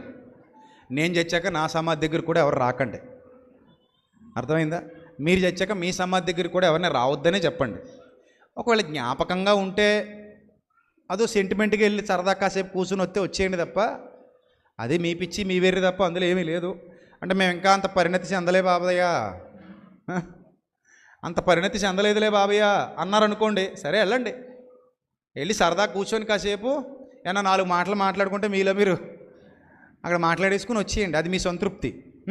అంతే తప్ప కరెక్ట్గా ఈ రోజు వెళ్ళి అక్కడ కూర్చొని ఏదో చేయాలనే ఆలోచన మాత్రం దయచేసి పెట్టుకోకండి. ఏం లేదు, ఉపయోగం లేదు. బతుకున్న వాళ్ళతో దాని బదులు మీ ఇంట్లో వాళ్ళందరితో మాట్లాడిన బంధాలు బలపడతాయి, ఆత్మీయులతో మాట్లాడిన బంధాలు బలపడతాయి, ఇరుగు పొరుగు వారితో సరదాగా మాట్లాడిన బంధాలు బలపడతాయి. లేదా సువార్త తెలియని వారికి సువార్త తెలియజేసే ప్రయత్నం చేయండి, సత్కార్యాలు చేయండి, దేవుని కార్యాలు చేయండి, ప్రభు కొరకు పని చేయండి, ప్రభు కొరకు కష్టపడండి, ప్రభు కొరకు సంపాదించండి, ప్రభు కొరకు ఖర్చు చేయండి. అర్థమైందా? ఈ దినం నేను ప్రభు కోసం పని చేస్తున్నానండి. అర్థమైంది? నాకు తెలిసిన ఒక ఆయన ఉన్నాడు, వారంలో ఒకరోజు ప్రభు కోసం కేటాయిస్తాడు, ఆ రోజు సంపాదన ప్రభు కోసం ఖర్చు చేస్తాడు. నాకు తెలుసు అతని గురించి. ఆ రోజంతా ప్రభు కోసమే కష్టపడతాడు, ఆ సంపాదన ప్రభువుకి వాగ్దానం చేసేసాడట. ఈ రోజంతా నేను ప్రభు కోసమేనండి, ఈరోజు నేను ప్రభువుకే ఖర్చు పెడతాను, ప్రభువుకే కష్టపడి ప్రభువుకే ఇచ్చేస్తాను, ఆయన పని కోసం ఖర్చు చేస్తాను. ఇది సమర్పణ జీవితం అంటే. మనం ఒక రోజు కూడా ఇవ్వలేం, ఒక పూట అన్నం మానేయలేం, ఒక పూట సమయాన్ని ఇవ్వలేం. ఎక్కువసేపు అంటే అంతసేపు అండి అంటాం మనం. మొన్న ఎవరో ఒక ఆయన కామెంట్ పెట్టాడు, సార్ మీ వాక్యాలు చాలా బాగుంటున్నాయండి, కుదించి నాకేం అవదా అండి అన్నాడు. ఇంకా నయం వాళ్ళ అమ్మగారి కంటే ముందు పుట్టుంటే, ఒకవేళ ఏమైనా కడుపులో ఉండి అమ్మతో మాట్లాడగలిగే అవకాశం ఏమైనా దేవుడు ఇచ్చిండుంటే వాళ్ళ అమ్మతో ఈ బిడ్డ ఏమైనా తెలుసా? కడుపులో ఉండి, అమ్మ 9 నెలలు ఉండాలంటే కష్టంగా ఉందమ్మా, 2 నెలలకేం బయటికి తీసుకొచ్చడం కుదరదా అమ్మా అనేవాడేమో. కొన్ని విషయాలు ఎక్కువసేపు మాట్లాడితే తప్ప అర్థం కావు, కొన్ని విషయాలు తక్కువసేపు మాట్లాడినా అర్థమవుతాయి. అయినా దేవుని వాక్యం స్వచ్ఛమైనది, శ్రేష్టమైనది, ఎంతసేపు విన్నా తనివి తీరనిది, బలాన్ని ఇచ్చేది, శక్తినిచ్చేది, దీవెనకరమైనది, ఆశీర్వాదకరమైనది కనుక ఎంతసేపు విన్నా తప్పులేదు. ఓ సినిమా అర్థం కావాలంటే ఎంతసేపు చూడాలట మినిమం? అమ్మా ఎంతమ్మా? 2 గంటలన్నరమ్మా. నేను 2 గంటలన్నర చెప్తున్నానా వాక్యం మరి? అంటే మనది చాలా చిన్న సినిమా కదమ్మా మరి. మనం చూసే పెద్ద సినిమాల కంటే ఇది ఏ సినిమా మరి? చిన్నదే కదమ్మా. దానికి 2.5 గంటలు థియేటర్లో కూర్చొని చెక్కడలు తిని, పీసి మిఠాయి తిని, డ్రింకులు తాగి, పాప్కార్న్ తిని, గాడిద గుడ్డి తిని, అన్ని తిని గంటలు గడిపొచ్చాం. అంటే మీరు అడగొచ్చు, మరి ఇక్కడ మరి మీరు కూడా పాప్కార్న్ ఎట్టని అంటారేమో. పాపకారం పెట్టాలా, చెక్కిడాలు, జంతికలు పెట్టాలి ఇక్కడ. పెడదాం, లేకపోతే సురేష్ గారిని కొట్టేసుకోమందాం ఇక్కడ. వారం వారం ఇంక జంతికలు చెక్కిడాలు అమ్ముతాడు ఆయన. ఏడే వీళ్ళు చక్కగా కొనుక్కొచ్చేసి కరకర కరకర కర నవ్వులతో తింటూ వింటారా? అసలు వినేదే తినేది మన దృష్టిలో. అసలు వినేదే దేనికి? తినేదానికి. ఇంకా వింటూ తింటాం అనేది ఏమీ లేదు ఇక్కడ. అర్థమైందా? భౌతికంగా అసలు వినడమే మన దృష్టిలో ఏంటది? తినడం. కాబట్టి కొన్ని విషయాలు ఎక్కువసేపు చెప్పాలి. అది క్రీస్తుని గురించిన సువార్తకు అంతం లేదు. ఆయన వ్రాయించిన మాటలకి అంతు లేదు. ఎంత చెప్పినా, ఎంత విన్నా, ఎన్నిసార్లు విన్నా మళ్ళీ మళ్ళీ వినాలనిపించేటువంటి అపూర్వమైన త్యాగ ధనుని చరిత్ర మనం తెలుసుకుంటున్నాం ప్రియమైన దేవుని సంగమా. కాబట్టి వాక్యం పట్ల శ్రద్ధ, ఆసక్తి, ప్రేమ ఉన్నప్పుడు మనం అయ్యో అప్పుడే అయిపోయిందా వాక్యం అనిపిస్తుంది. ఇంకా చెప్తే బాగుండు అనిపిస్తుంది. ఇంకాసేపు నా ప్రభువుతో నాతో మాట్లాడితే బాగుండు అనిపిస్తుంది. ఇంకా ఆయన కోసం గొప్పగా బతకాలనిపిస్తుంది. ఎందుకంటే కొన్ని దినాల్లో నేను కూడా ఈ లోకాన్ని విడిచిపెట్టి ఎందులోకి వెళ్తాను? పాపపు బందీగా మరణంలోనికి వెళ్ళాలి. కానీ నా ప్రభువు నన్ను విడిపించేశారు గనుక నేను వేదనకరమైన స్థలానికి వెళ్ళను. నెమ్మది పొందే స్థలంలో ఉండి నిత్య జీవితం కోసం ఎదురు చూస్తాను. పరదేశంలో ఉండి పరలోకం పోవడానికి సిద్ధపడతాను. కాబట్టి ప్రియమైన దేవుని ప్రజలారా, క్రీస్తు తిరిగి లేచాడు. ఆయన సమాధులలో లేడు, సజీవుడయ్యాడు. కాబట్టి అలంకరించవలసినది సమాధిని కాదు, సమాజాన్ని క్రీస్తు బోధతో అలంకరించాలి. అర్థమైందా? సమాజాన్ని దేనితో అలంకరించాలి? క్రీస్తు బోధతో అలంకరించాలి. నిన్ను నువ్వు ఎలా అలంకరించుకోవాలి? క్రీస్తు వాక్యంతో ముందు నిన్ను నువ్వు అలంకరించుకోవాలి. అలాంటి ఆత్మీయ అలంకరణ కావాలి తప్ప సమాధికి అలంకరణ అయితే నాకు నచ్చలేదండి. మరి లేదైనా మేము అలంకరిస్తామంటే అలంకరించుకోండి, మీ కర్మ. నేనేం చేయలేను. ఇంకా లేదండి మా తాతగారు కోప్పడతారండి, సంవత్సరానికి కూసారే కదండి, ఏళ్ళు ఒక గారే, ఓ చిల్లి గారే, ఓ చికెన్ ముక్క పెట్టి ఒక కొవ్వు తెలిగించి రాకపోతే ఆయన కడుపు నిండదని అంటారా? అలా అయితే వెళ్ళండి, మీ కర్మ. నేనేమంటానంటే ఆ చిల్లిగారి చికెన్ ముక్క ఎవరికైనా లేనోడికి మీ తాత పేరు చెప్పి పెడితే మంచిది కదా అంటాను. అక్కడ పెట్టి చీమలో కాకులు తినే బదులు మీ తాత ఎలాగో తిండవు, వచ్చి తింటే నీ కొంపలో ఒకటి మిగలదు. అంతే కదా. మనం కూడా సంవత్సరానికి ఒకసారి ఒక గారి ఒక చికెన్ ముక్క పెట్టేలాగైతే ఒప్పుకుంటాం. కానీ రోజు ఇంటికి వచ్చి వండుకున్నదల్లా తినిపోతున్నాడు అనుకోండి, ఏ పూత వైద్యుడి దగ్గరికి వెళ్తాం మళ్ళీనే. వదులుతలేదండి బాబు వీడు, రోజు వచ్చి తినేస్తున్నాడు దరిద్రుడు. ఏదో సంవత్సరానికి ఒకసారి సమాధుల పండగకి అయితే పెడతాను కానండి ఏటిడికి. ఇంక మళ్ళీ మళ్ళీ వచ్చి రోజు తినేస్తానంటే సచ్చినా కూడా మమ్మల్ని వదలకపోతే ఎట్టాకండి బాబు అంటావు నువ్వు. అది నీ టైపు అంటే జరగదు. అది నేను సరదాగా అంటున్నాను. ఆ భూత వైద్యుడు కూడా భూతంగాడే, అబద్ధికుడే. సో అదేం జరగదు. కానీ అని రియాలిటీ అయితే అలాగ ఉంటుందని చెప్తున్నాను. రోజు తింటే పెడతామా? అబే ఏదో సంవత్సరానికి ఒకసారి అలాగా కాసింత చట్నీ, ఒక చుట్ట ముక్క అక్కడ పెడతారు కదా, ఒక గారె, ఒక ఇడ్లీ ముక్క, ఆడి పేరు చెప్పి పెడతారట. వేస్ట్ కదా. సో అందరం కలుద్దాం, దేవుని పని చేద్దాం, బలంగా సువార్తను ప్రకటిద్దాం, సత్యాన్ని వ్యాపింపజేద్దాం, ప్రభువును గణపరుద్దాం, ప్రభువును మహిమపరుద్దాం.